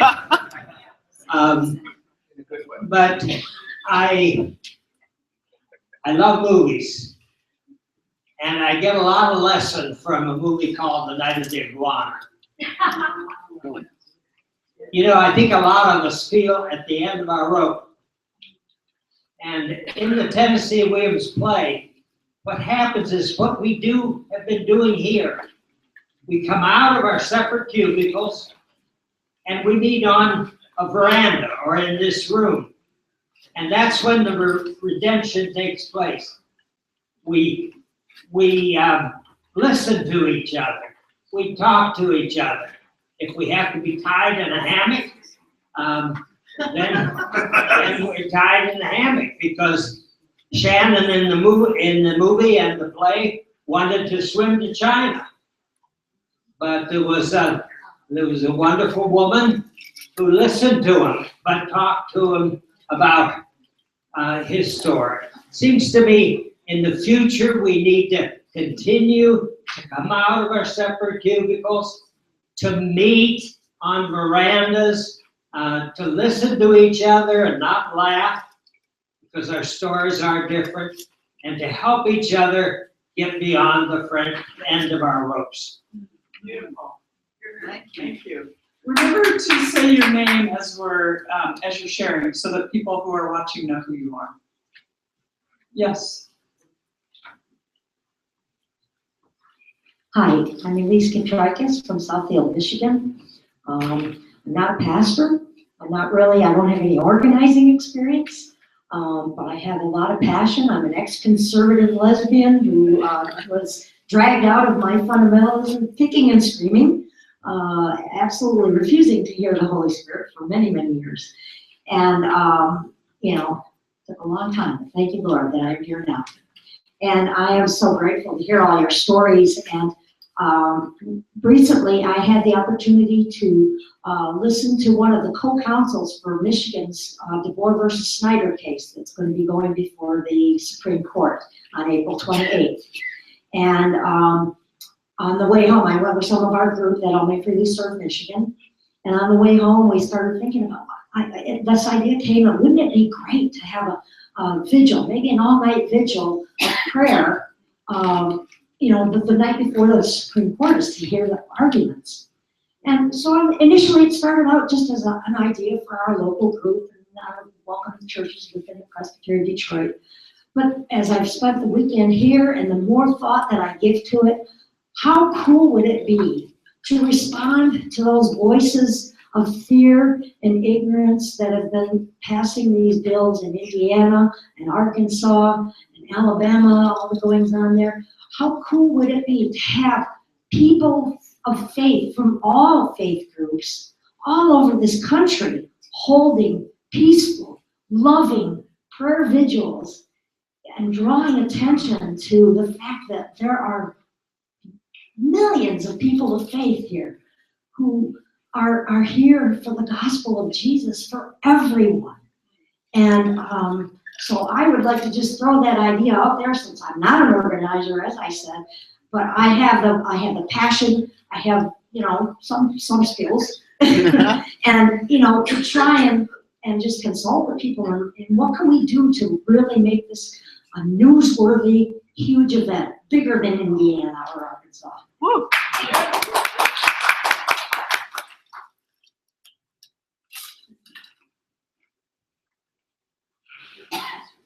Hi, Robin White. I just want to give you a little background information before I tell you what I think we need to do for the future. And that is, I was part of the Presbyterian Church, ordained minister for about 20 years, and as a closeted lesbian, and I got tired, and I got burnt out, and I left for a sabbatical. It actually lasted about 10 years, and actually thought I was not ever going to come back. And about a year and a half ago, I was invited to come back and serve on the board as someone who was part of things years ago, but also had been away. And when Patrick Evans asks you to do something, he's a really hard person to say no to. So I reluctantly said yes. 6 months later, I agreed to be the co-moderator, and here I am. Having been here, having gone, having come back, in and out,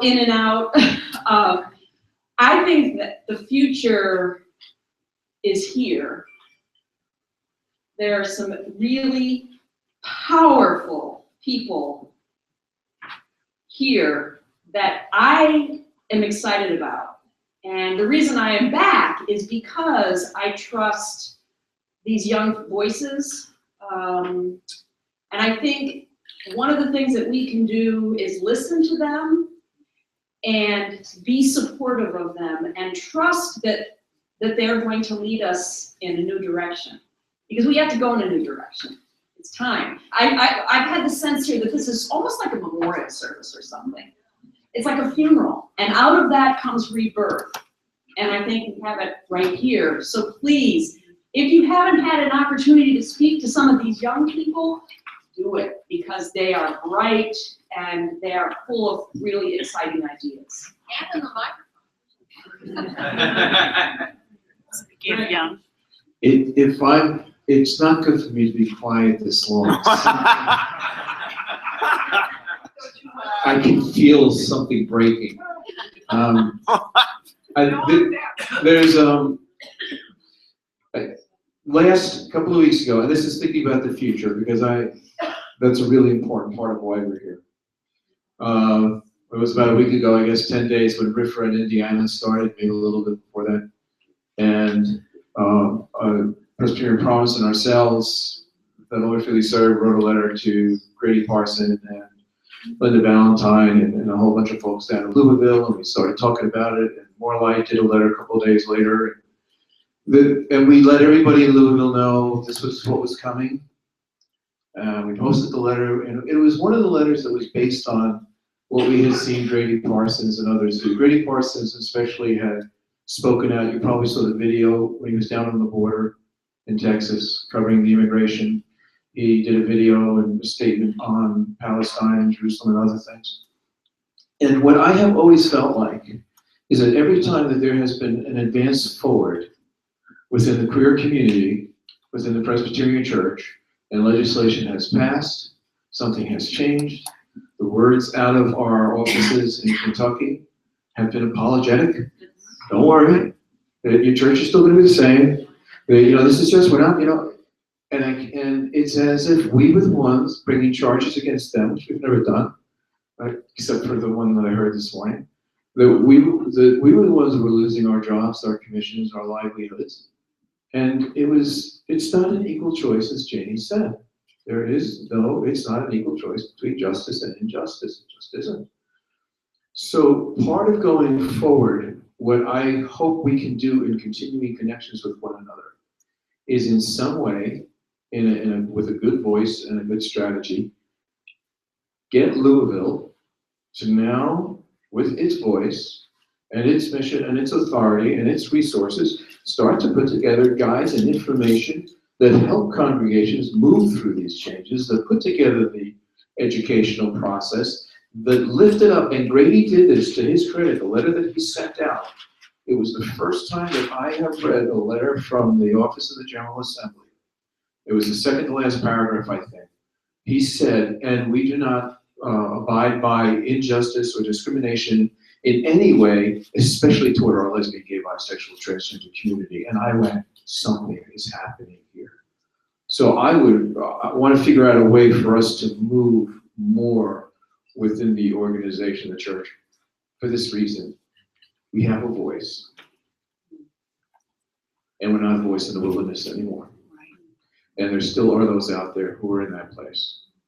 And the justice, the voice that we have, and the witness and the gospel message that we have to carry goes well beyond our borders. And the changes that have taken place in this church are prophetic. I'm going to finish with a quick story. We came out of General Assembly, Susan George, Kathy Dean, and I, after the plenary session. It was late at night. We walk outside in front of the General Assembly office, in front of the Coho Center there, are all of these Catholic religious or whatever. I knew them because I grew up Catholic, I could tell. The nuns, and they're lined up out there. It was late at night, and Susan or Kathy says to me, "Do you think they're here to protest the decision on marriage?" I said, "I don't know." They were there to welcome their new bishop. We were chosen for protest. We didn't know what to do. I mean, we've been so used to protesting. That's not what it's about anymore. It's about this new way that is before us, that is yet to unveil. And so the conversations we're having today, I hope will lead us in that direction. So Thanks, Ray. Here we go. Ralph Jones, Presbyterian Promise. When I introduced myself, I said Hold it closer. we are at a special place where the polity is fixed. And we are now challenged to live into that future, that the journey through the wilderness or the Vale of Tears, it's up to us to enter the promised land. And when I use us as an ally, I mean for Christianity to enter the promised land. You are leading our faith in new directions. I want to mention a couple of specific things. John Stanger mentioned youth.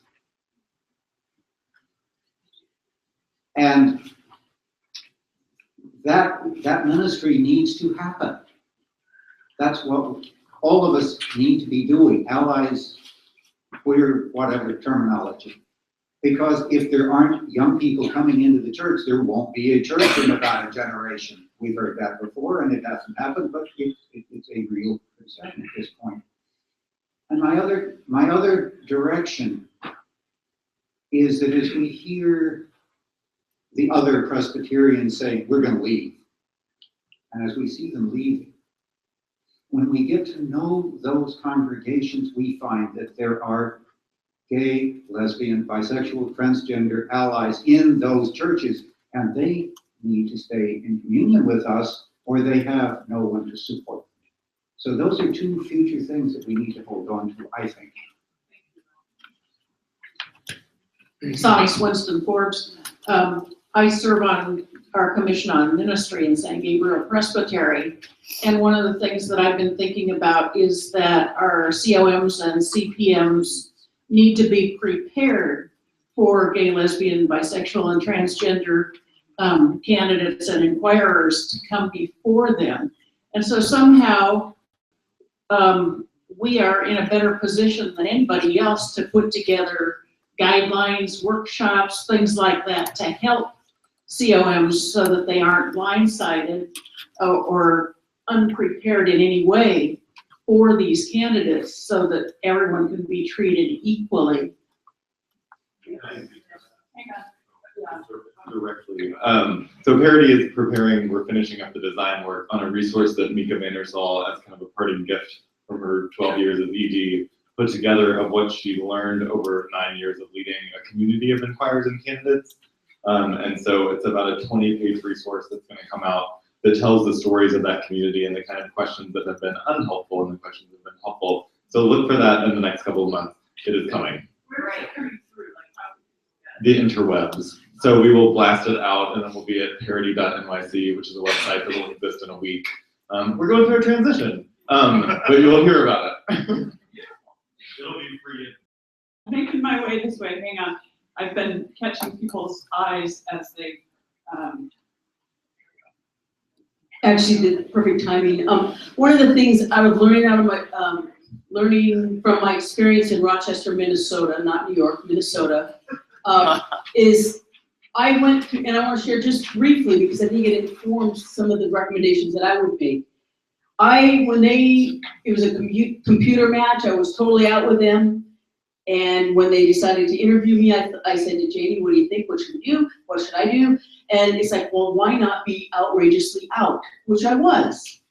I was very clear throughout the entire process.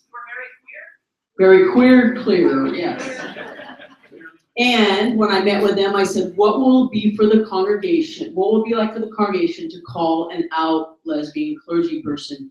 Just Google my name and you will see, blah, blah, blah. They said, we need to do the work. I said, yes. My references, Janie and another colleague said, you must do the work. If you call her, you must do the work. I've given them resources with MLP, with Tricia and Cub Network. Twin Cities has great resources. And so I said to the chair, if you're going to call me, you must do this. When they offered me the position, which I never thought in a bazillion years that I would get that call, I said to the chair, has the church done the work? Are they ready for me, an out person? And she said, yes, we have. And what I found about 2 weeks in, very short honeymoon, was they had not. They had decided, and this was a failure of the COM of Twin Cities to really say, hold it, how is it that you're preparing for an out person? And so as a result of that, I think in terms of how do we do the work, because, I mean, the future's with us. There's a lot of us outside this room who have waited a very long time for a call, and we're not dead yet. And I really want to challenge us to think about this movement isn't your next, it's one more. It's we're growing. It's we want young people. We want the person who maybe was closeted and just said, I'm going to walk away, and we don't even know his or her name. And they feel called for them to say, I really feel called. I want to be involved in the process. I happenstance kind of serve on CPM. I'm the chair now. which is weird, but it really is, we have to be intentional. We also, Covenant Network, and I said this to you, both Direct Covenant and MLP, we have to get back to doing local work.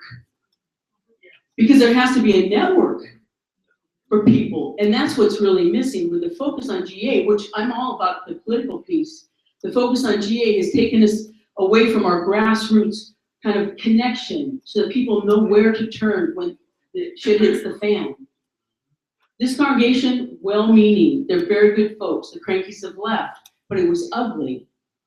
And because they hadn't done their work. And so I think that's one of the things, if we're serious about this next phase, how do we prepare ourselves and congregations? And it's not gonna be GA, we are it. You know, and so it's a great opportunity. So I just wanted to share. Barry Smith, there's been several comments about young people, the next generation. I don't want to put them in the spot, but I would love to invite Ryan and Molly to weigh in at this point if they want to. Well, and Ryan and Molly aren't the only young people in the room. So, and actually I just want to explain right here. So the question was asked, could we have a panel of young people?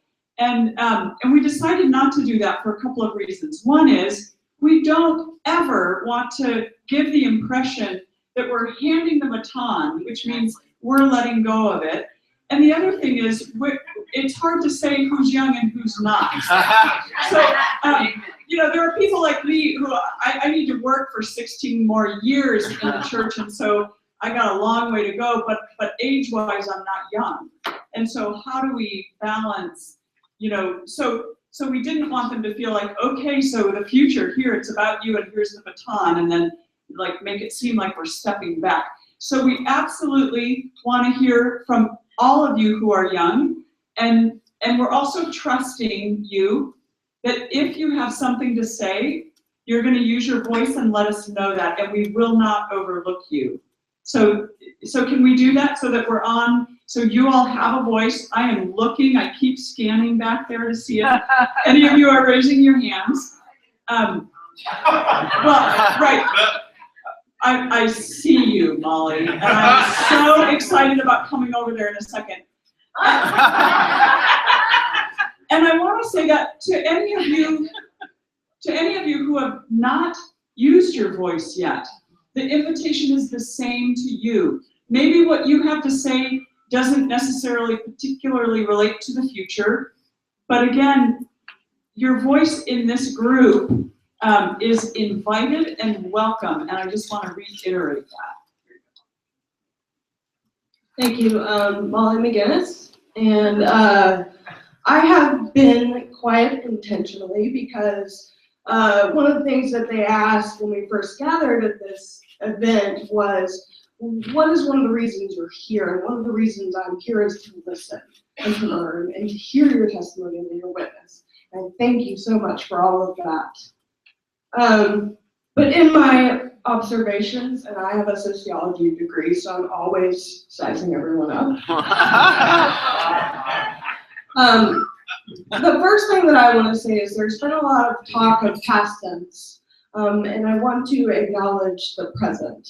For every one queer person who has been ordained in recent years, there are 5 or 10 or more who have not, and are not being ordained, but want to be. So I just think that that needs to be said. It is something that is still going on. It is not past tense.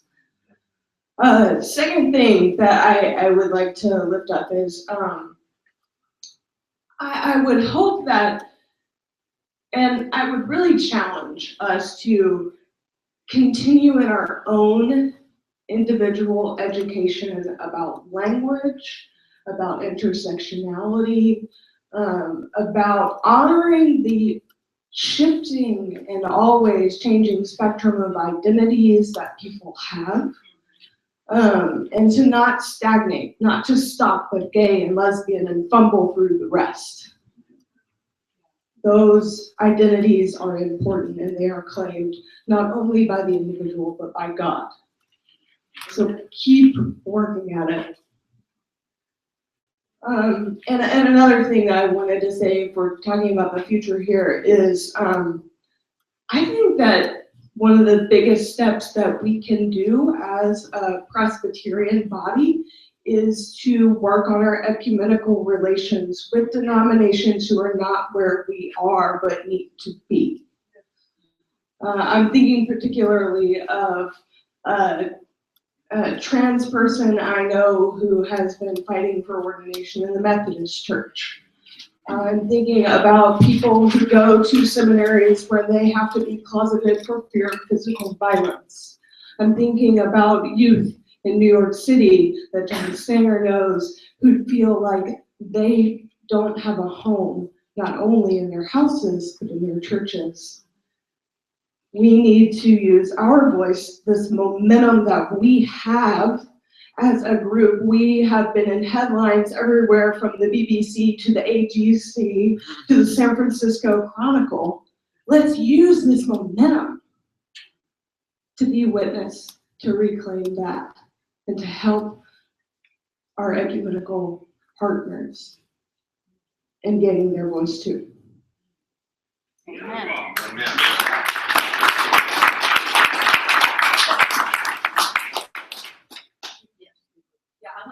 piggyback on what Molly said, because there's a conversation with you, Molly, that made me put my hand up to want to say this. It really is incumbent, especially on churches who have done the work, or at least some of it, to take a preferential option for LGBTQ people in your call processes. I know this happened to me back in the early 90s. When I was looking for a call, and I know that from 1992 to 1995, I don't believe there was one More Light church that called an LGBTQ person. Not one. And everybody was scared, we knew that, there had been the decision and all, but we can do this now, so please do it, all of us. Great, thank you. Hello. Many of you know, and some of you don't, that I have not been a part of this community for 30 years or so, but I want to tell you what it was like to come here. And I have thought that it's like having come from a country that speaks a different language and being away for a long time and coming back, and I'm hearing the language of my birth, in a sense, and it's been very nice. But nice doesn't cut it when I think of the people who are not in your churches. And not because of any personal reason that I left, but you're talking about young people, and this is the perfect time. Where are they? Thousands, not hundreds, maybe tens of thousands are on the street of New York City, homeless, because they don't feel welcome in your churches, in your homes, in your parishioners' homes. It is because maybe they don't know you're there. They don't know that somebody is there. They think everybody's against them. That may not be true, but are they hearing beyond, oh, we would love to have you here, you know? But remember what a closet is. Many of us have been in one. We're never out of the closet. Every single new person we meet is on the other side of that door. How much do we reveal? How much do they know about us? It's never over. And this is a cruel world beyond the comforts of our homes, the sweetness of our churches. Every single day, every single person we meet is an opportunity to come out. If you're not gay, it's an opportunity for you to come out. One of the things I relish is my father in his late 80s learned that he could be an advocate. This is after telling me not to talk about it because he wasn't sure how his friends would feel about it. Well, those old people, we are those people now. We're getting old. We've been there. People shouldn't be afraid to talk to us, ask us questions. I said to my father, where did you learn about sex? Because you certainly didn't tell me. He said, well, back in the kindergarten at the one-room schoolhouse, Mennonite Amish community, an 8th grade girl took us into the outhouse and showed us what was what. And she brought her little brother to show us the difference. So we hadn't had any kind of a conversation like that in my youth. I had no idea what was what. Anyway, I want to remember the youth and to remember if they're in the closet and you're in the closet, you're not going to connect. I want to remember the people with AIDS. They're not a thing of the past. New York City has many nursing homes for people just with AIDS, and they're not old. They're in their 20s, they're in their 30s, 40s, 50s, 60s, 70s, and 80s. They have AIDS. Why? You know, we've got to start educating, keep educating. And the third point was, I don't know, but just keep the doors open and you might get people coming in.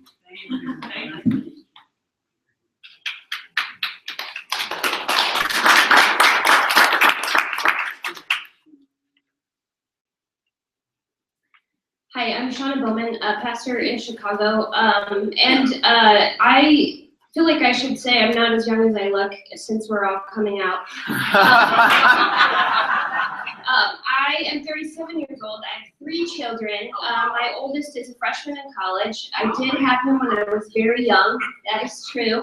My middle child is 16 years old, and he is the sort of classic progressive PK, president of his GSA in Chicago in high school, and he came home this year from a GSA's Gay Straight Alliance organization in his school. And he came home, we lived on the north side of the city in a little neighborhood there, and said, horrified to me, "Oh my God, Mom, did you know that the Bible says homosexuality is a sin?"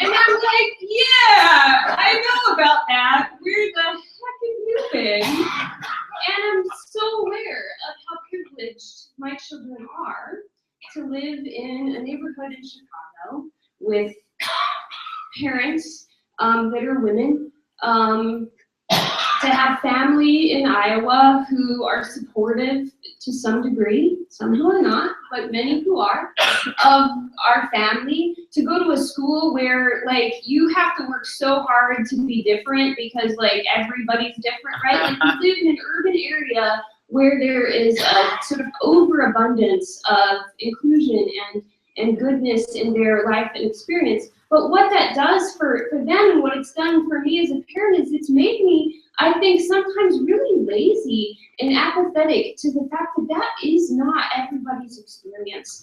It wasn't mine, and it's not my nieces who still live in Southeast Iowa, or so many children and young people in places where this news is not out, right? Like so many places and organizations that some of us have talked about and are working with. I work with the night ministry in Chicago, and I go to the Crib on a regular basis, which is a low threshold shelter in Lakeview, and we see a lot of LGBTQ homeless youth who've been kicked out of their homes and have come to Chicago for safe harbor and instead have entered into a life on the streets, oftentimes trading sex for a place to stay overnight, or and so I'm encountering these youth and young adults, and I know that now you've heard this story several times, but I think that we've got to push this message outward. They don't know that there's something that 2 words called church and inclusion ever go together. Like, that's so not the news on the street, right? And so, and my own kid is so sheltered that he didn't know that people thought otherwise, but he's not in the majority, right? Like, so we can't say, like, we're done with that job or that work, right? Like, so I just think that that's a really huge piece of our future, is to pay attention to the fact that we all have gotten the word out to one another, but we've got to get it out.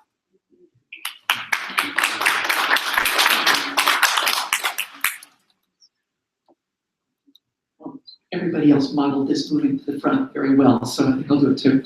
All right, so I had to start my church because honestly, every church I went to was so freaking boring. I couldn't stand it. Okay, it was just boring, and I've not been to all of your churches. But I would bet many of your churches are freaking boring. Now, if you want to talk about Why on earth would any youth or any middle-aged person who has any smarts about them want to go and sit in a pew and be bored for an hour because Presbyterians are really good at keeping it to 55 minutes? Why on earth would they want to do that?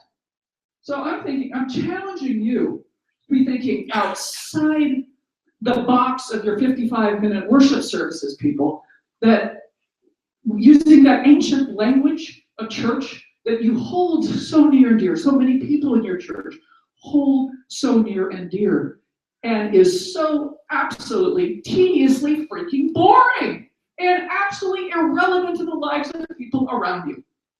I'm serious. I know there are little treasured bits, those little confessions of faith that actually really don't really apply to most of the things that I've said that week. It's like, it's terrible.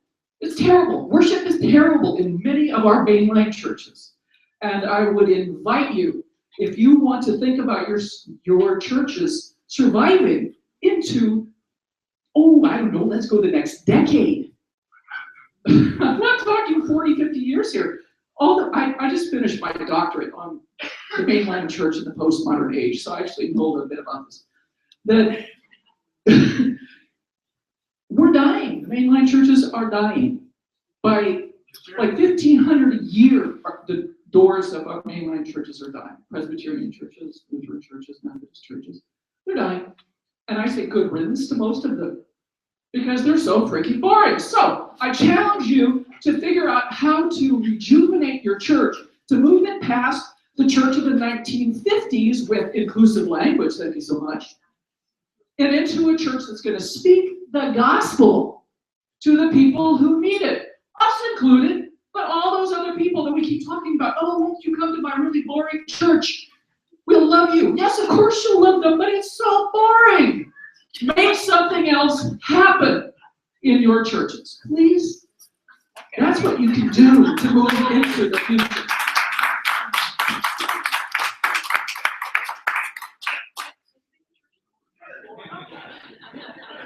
I'm Ted Kopic from Westminster Church in Presbyterian Des Moines. What a gift to be here with what I consider to be brothers and sisters. I wanted to speak to a couple issues that came up during the last 2 days. And one was, someone said, you can't change people very quickly. I agree. I want to tell you a little story. About 2 years before the ordination passed and was official, in our church we have a gay couple, 2 men, in their 60s. And Terry Harris, one of the partners, is the definition of the highest order of Mr. Deacon. He's everywhere. I nominated him before the ordination was official to be a deacon. At the congregational meeting, which I drove back through the night from Kansas City from the Three Sisters event down there, we announced Terry as a candidate for deacon. And one of my father's peers, my father's no longer living, but a person a little older than me, stood up and hobbled up to the, no offense, Janie, hobbled up to the microphone. And I knew it was trouble because he was always against our gay, lesbian, straight group at our church and what we do. But he simply said, have all the candidates been interviewed and are they uniquely qualified for their suggested position? And Roxanne Mary, who looked down at me and I said, say yes. And she did, and he started to walk away from the microphone. And he came back and asked for the floor again, and I thought, could be trouble. He got the floor and he said these words, if you assured yourself of the candidates, I move we elect them by acclamation. I went to John afterwards and I said, John, I have to have you tell me. He said, Ted, I haven't changed my mind about the issue that you and I disagree on. But anybody that tells me Terry Harris can't be a deacon is wrong. And so that story was important to me. The other thing that I would tell you related to the age story, I work with the One Iowa in Iowa and the legislative process. And we just passed this year decriminalization of AIDS cases from a mandatory sentence of 25 years to being judged and a judgment issued if necessary based on the merits of the case. Wonderful thing to happen this year in our Iowa legislature, that little backward state, not far away. Thank you.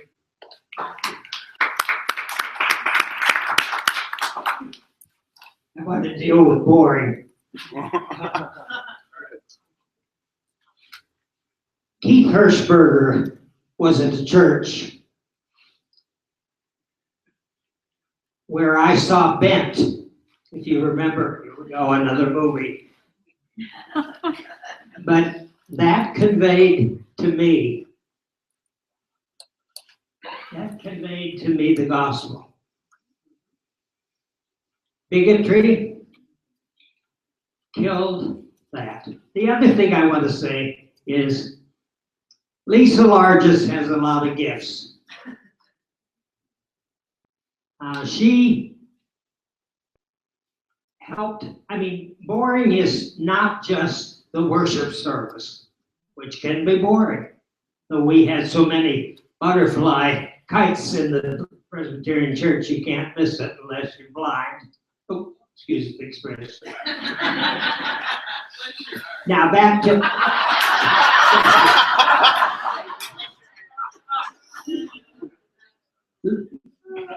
the kind of thing that Keith and Lisa also are gifted with. Lisa did I don't know if we call it a play or operetta or what it was, but Lisa can do it. And it was very exciting. It was when the transfer came from, Janie to Lisa to Ray. And I played Howard behind the screen. I think I was seated, actually. But that creativity that, and I have suggested to Lisa, and of course this is up to Lisa, that one way to convey the gospel is to talk about Bear, B-A-R-E, on Bear Mountain. You get that? Let's see. Bear means bearing your soul. We'd explain it and so on. And there would be a chorus. And if you can get a congregation to sing this, then they get it. All God's critters got a place in the choir. Some sing low, some sing higher. Some sing out loud on a telephone wire. And some just clap their hands and paws. Beautiful, thank you. Okay, again, we're looking for, I'll come back there in a second, looking for some voices who haven't spoken yet.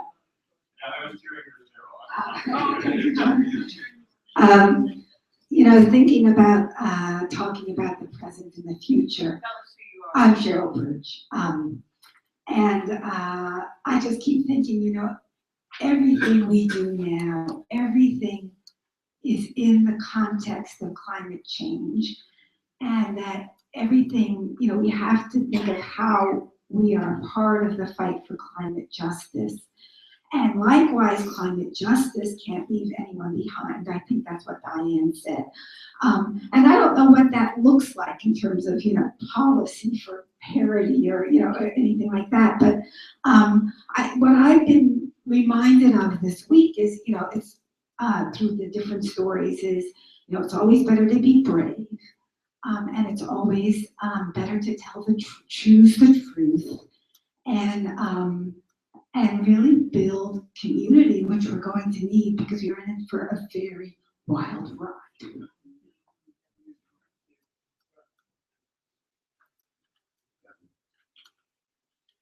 You've already spoken, so hang on. Yeah, about the future, Marvin Ellison. I'm saying this to myself, and I'll share it with you. For me, the future depends utterly on whether we keep our eyes on the prize.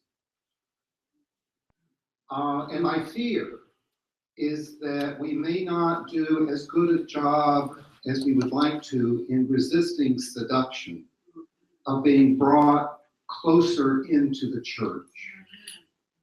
Now, ordination is an important value and a very good game.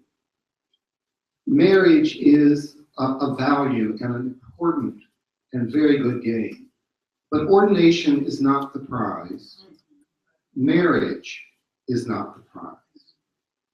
What we need is a full-bodied, comprehensive justice where there is no one and no community that is not fully respected in their human dignity and have access to all the material conditions they need to live a full and good life and give praise to God. So keep our eyes on the prize. And for me, the prize is not saving the Presbyterian Church. My investment is in strengthening our justice movement, making it much broader, much angrier, much more energized, and that we start perhaps among other places problematizing the whiteness of this gathering. Amen. And what's the work that we need to do to change that, for example? But it's not the only place. But what I would say is I think the future depends upon our not leaving the margins too quickly, rushing into the center. I think our strength has been that we have stood in solidarity on the margins. And many of us have not only worked on LGBTQ justice, we've worked on all the justice issues.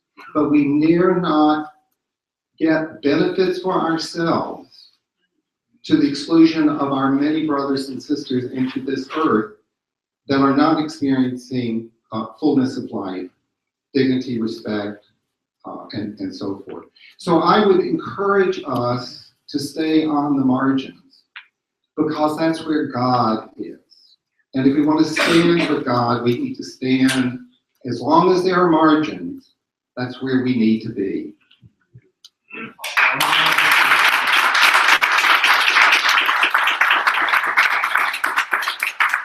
So I'm just going to add on a sentence to what Mark just said. Marvin, thank you.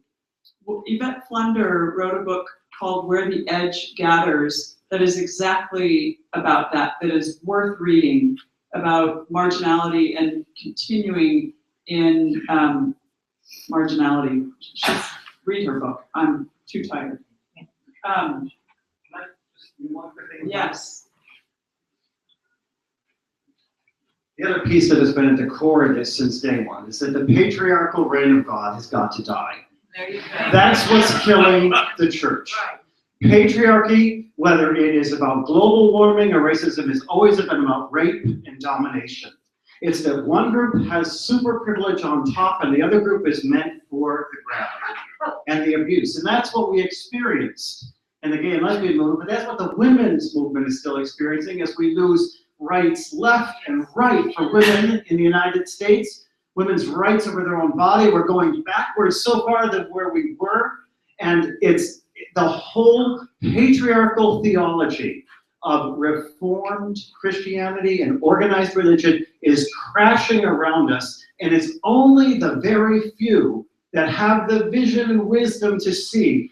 That's the problem. That's why it's boring as hell.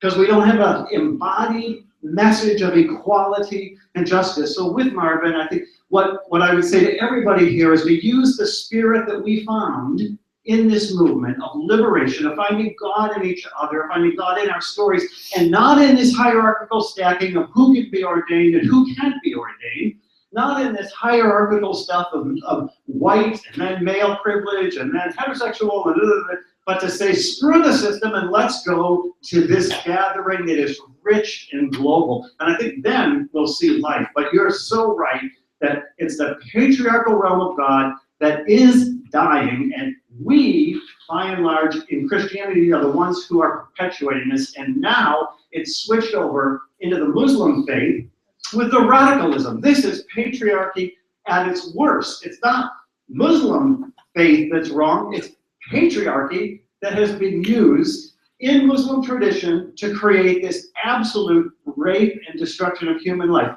We each have experienced that here in this room. So we need to share that story and change our language and change our theology to be a living church. Yeah.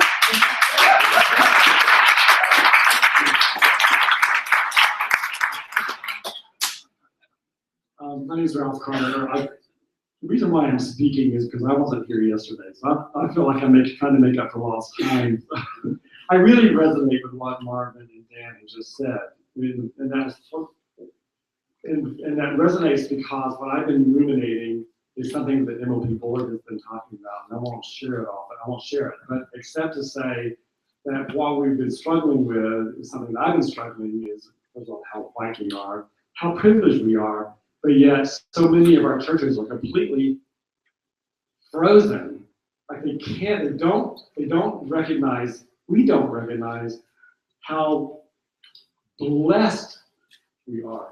We have so much. God has gifted us so much, and we're blind. We're blind to our own giftedness. We're blind that, remember, what's this? For God so loved the world. You know what that means? Unconditional.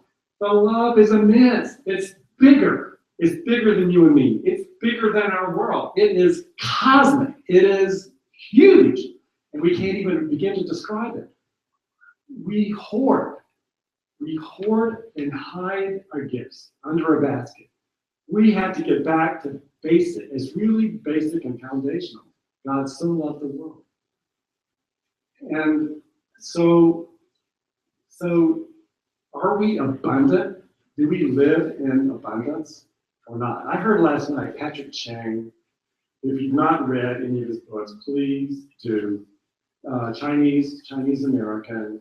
He's been doing some fabulous work in Hong Kong, and talks about how Christ crossed boundaries. And we find ourselves in boundaries. I mean, we're in boundaries of privilege. But do we know? And even if we don't have economic, wherever we happen to be in terms of economics, or whether we happen to be in terms of formal education, guess what? We still have a limitless resource.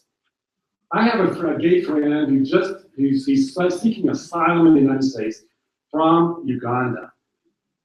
Okay, his sister lost her life. She came out as a lesbian, and she was found out, and she was murdered by vigilantes. He was thrown into prison because he supported her, but he's also kind of, I think he hasn't got the language. I think he's bisexual.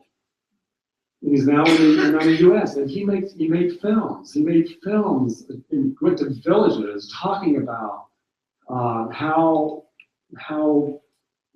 women were mistreated, and got people to share and to talk about what's really going on in the rural parts of Uganda. This guy's was a very talented person, but he was thrown into prison. No matter who we are, where we came from, what our background is, we are hugely gifted. And so many of us in our congregations really feel like, oh, we can't do much. What was the first person's name that is in Indiana? He's passed away now, but he wrote a book about how congregations, ecumenical about how congregations engage in new ministry. And they Lilly Foundation gave him. I might have been, but they had money to give away. They were giving like, it's either $1,000 or $5,000 or something to any congregation because they wanted to start something new. Because they wanted to study how you formulate something new. The shocking learning was how many congregations refused to receive any money because it would destroy our congregation. To do something new, do something different. We have to do a complete reframe on this. I mean, if we're going to talk about future, we need to really talk about the future. And how do we get the language? So there's some authors like that and some people who have that wisdom. And I would just like to take a second here and thank, and the comments are great and to keep them coming. Part of the purpose of our doing this, the comments is one part, and then the ideas of what it is that we can do as we leave here going forward in terms of organizing some concepts, some ideas specifically. All of the video, all of the information that is being captured, we're doing this in its raw general form. We're not sure how it's going to be used, but we know once we have it and it's indexed and it's available and some of the editing is done, that there's a richness there, there's a possibility for all sorts of ways for it to be used by those who think it may be helpful in some of the things we're doing. But specifically, if we can spend some time, if you have thoughts within these comments, what would you like us to do? I mean, I can put something on a list for us. Make the resources from this gathering available in some way they can access it. We can all access it. Create a way for us to stay in contact with one another to continue conversations. Things like that we can take with us that are specific sort of objectives for us to see what we can do or find others to help do it within our group here or outside of this group. That would be very helpful. I want to add something as well at this point. So one of the things that we have to acknowledge, I think, over time, is that in our movement, we've not only at times been kind of pitted against each other, so we've seen that at various times organizationally, we've seen it between churches, between personalities, all of that. But one of the things that has also happened in this movement is that at some point, and I'm giving you my humble opinion here, so consider that. At some point, we were pitted against communities of color.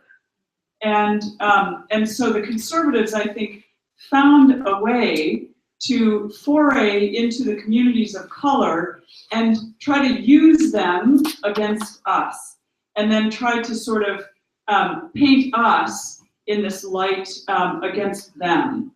And I think that's important because as we talk about all the intersectionality and we talk about the church going forward, we have got to address race as well as climate justice but race is huge in our church. And I think, you know, we could take some steps in that. We could begin to create some partnerships and say, how can we help each other? Could we help you have a conversation in your community around LGBT people and things? Could you help us have a conversation about race? Could we begin by just hearing each other's stories? Like, I don't know what it is, but we could be the ones to take a step and invite some partnership in that way, and try to begin to bridge some of that divide. And, you know, again, it's my opinion because I came out of San Francisco Presbytery, one of the most divided on LGBT issues, but also one of the most diverse in terms of the number of communities of color that are in that presbytery. And you could see how everybody was being used. I mean, it was just horrendous. And so, you know, pastors who had churches nesting within their churches were used, and I mean, it was horrible. And I think we're living in the aftermath of that. And so again, part of it is we could begin to make some bridges if we can find ways to partner and be in conversation instead of sort of buying into this, we were pitted against each other. you know, because the argument for us is, you know, if you come out, if you do all these things, then all these communities of color and international communities are not going to want to be a part of us. They'll leave. The argument on the other side is clear as well. So we've been used, and we can begin to undo some of that, I think. I am Arthur Fullerton, and I'm an elder now at Westminster Presbyterian in Albany, which about a third of our members are African immigrants. And this fall, our session unanimously voted to become a More Light Church. So it is possible to sort of square that circle. It is possible to have diversity and include LGBT, include immigrant communities, include Black and white, include the full rainbow of everything. But I think it really does come back to what Dan Smith, before I was at Westminster, I was at West Hollywood, and that model of community of faith that wasn't boring, that was incredibly diverse, and the key was that it did attack patriarchy and privilege in all its forms. And the other key that I took away from that experience and all the rest of sort of my life experience is that it's not just justice. Justice is extremely important. Justice is very important. Everyone in this room is part of social justice and believes in social justice. But there's another piece, and that's mercy. Yes. And when we forget mercy, we can come across as shrill and as judgmental. And one of the things at West Hollywood Church that they had out front was a big banner that said, "No judgment here." And that's what the church, I think, of the future is built on.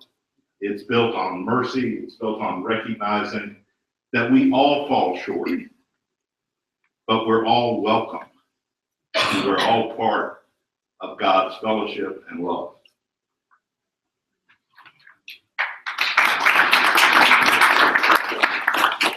Is your hand raised? It was not.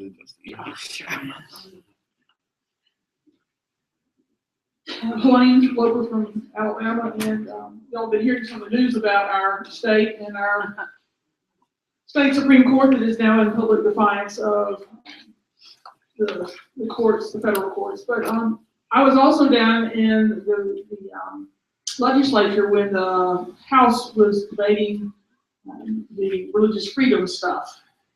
And I tell you, there is change coming when the Black Caucus stands up for us in Alabama. But it's because we have a lesbian legislator in that House who has worked to build those alliances, and they recognized during the week of the March on Selma celebration what was happening in that legislature. Republicans, it just went, but the Black Caucus understood, and that alliance is being formed. It's because they have been sharing their stories. And that's what I would take from this for the future is what we've learned about how judicial processes and legislative processes and even theological debates don't change hearts. But telling our stories and sharing our faith does. And what I would suggest for the future is shifting that dialogue, that conversation away from that old Presbyterian structure, which is a different way of thinking, and start looking at teaching people what it means to be in community where it's safe to share your faith story. I can remember as a 22-year-old being asked to teach an adult Sunday school class. They were all elders. I walked in and it was like, okay, so we're going to have a discussion about Bible, right? And I started asking questions that asked about their faith journeys, and it was like deer in the headlights. They could not share their own story. That's the problem in the church. And what we have learned from our experiences is that's what we have to teach people, to to have a spirit of generosity. I have some more stuff written down. I haven't used my notes. I'll give them to Ray or whatever, but I think that that we need to learn from our strategy. It's also where the healing is for everybody. The healing will be there for everybody. And to me, it's about being faithful to our vows to those who are newly baptized, to nurture them in the faith. That nurture is lifelong.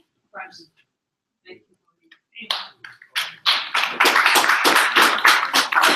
We're gonna bring us to a close in a minute. Doris Cowan, Baltimore. I have talked a little bit about one of the things that's happening in Baltimore, and that is the faith communities of Baltimore, and our efforts to recruit as many faith communities as we can to join with us.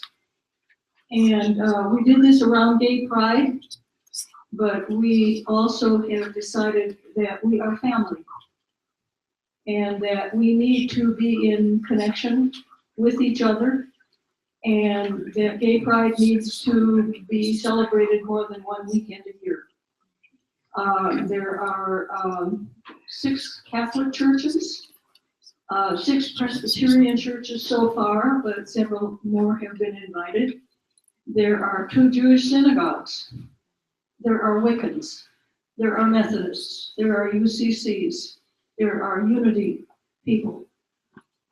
2 distinctly African American congregations. And we celebrate the fact that we are doing something to provide something beyond our local churches. And we care about each other a lot.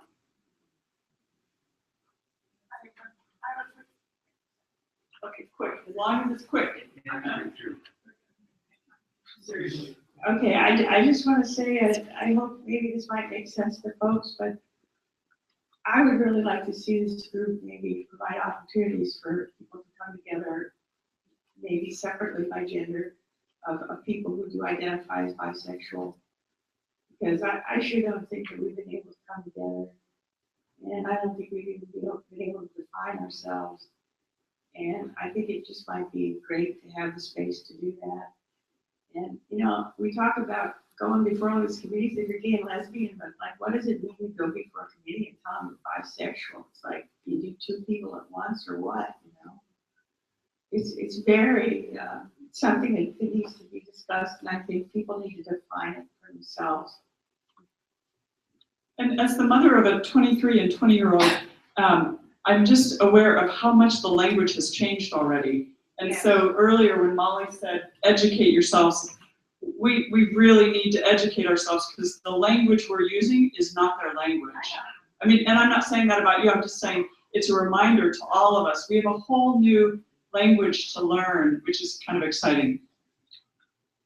Part of the legacy of More Light in my church in Cooperstown is we have under our care a bisexual woman who is a candidate for ministry in the Utica Presbytery, and she has given her statement and been accepted.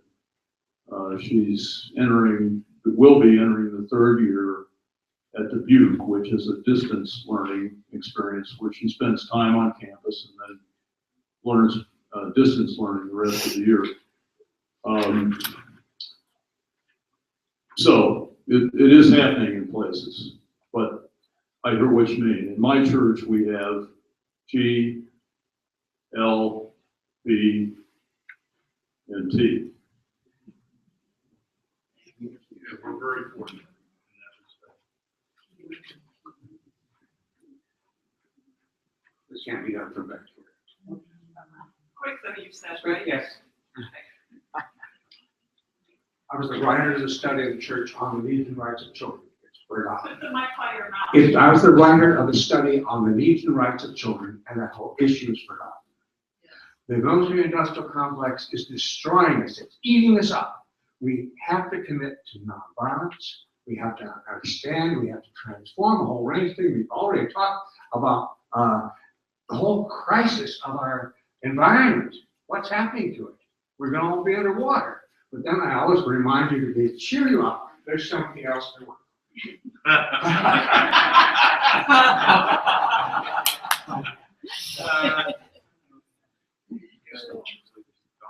Are you ready? So I think we're ready to bring this part to a close. So thank you, everybody. And Ray will get this information out in some form, I'm assuming, or it'll be on the website or something, because we've come up with a lot of ideas that we've just recorded. We need to thank Gail. Absolutely. Thank you, Gail.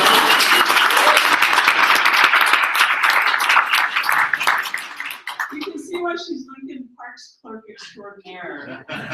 Great at keeping track. We were gonna also invite people to stay in if you want to hear more stories. I also want to honor, like, if you're fried. And so if we just need to sort of disperse and continue to tell stories in smaller groups, that's really okay too. And then we're going to gather back tonight after dinner at 7 o'clock in this room. We're not moving over there yet. And Lisa's going to give you some instruction from the worship team for tonight. We are going to take away all the rows. So I love to sit in the back row as much as anyone. But what we'd like you to do as you leave today is take your belongings, because we, or you can help us do this, are going to put the chairs around. Can we do this? Are you looking at me like, oh my God, I'm breaking the rules? Okay, so we're going to be in one big circle, single row of chairs tonight, and maybe incorporating the stage or maybe not. No, that's tomorrow. And then the other thing is bring writing utensils with you, please. We're gonna play with a little dirt and writing utensils and paper, and we want you to have fun, because God forbid if it's boring, we'll hear it. And no pressure.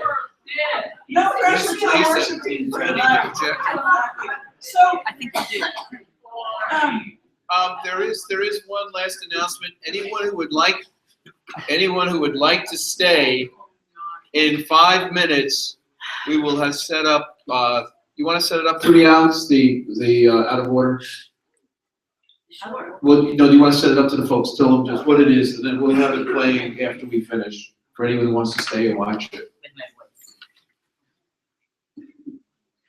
So as part of thinking about the future, some of us were approached 3 years ago by a filmmaker who was formerly with the BBC in England, but had been in the United States touring another film that she had written, and met Mika Vandersal and asked her, and learned about the community she was working with around LGBTQ candidates, and asked her in her fabulous British way, so who's telling your stories? And Mika said, nobody. We are? I don't know. And she said, I want to explore making a documentary about your stories. And that was 3 years ago this summer, and we've been in the process of making the film Out of Order. Get it? And it chronicles the journeys of a couple of us who've been in this room, some of us who are not here, and it chronicled the journey of me coming out as transgender to my CPM as one of the stories. And we finished all the filming, and we're just about to cut it together and raise the funds to do that. But we have this super secret trailer that I got permission to share. Oh, yay! It's a new one. If you want to see it, we're going to show it after the break, right? Is it? We're going to show it when we stop, and does everybody want to watch it? Yeah. If you don't, you can sneak quietly out. So as we're transitioning to the video, let's sing the Song of Hope. There's an English verse and a Spanish verse. It's on page 18. We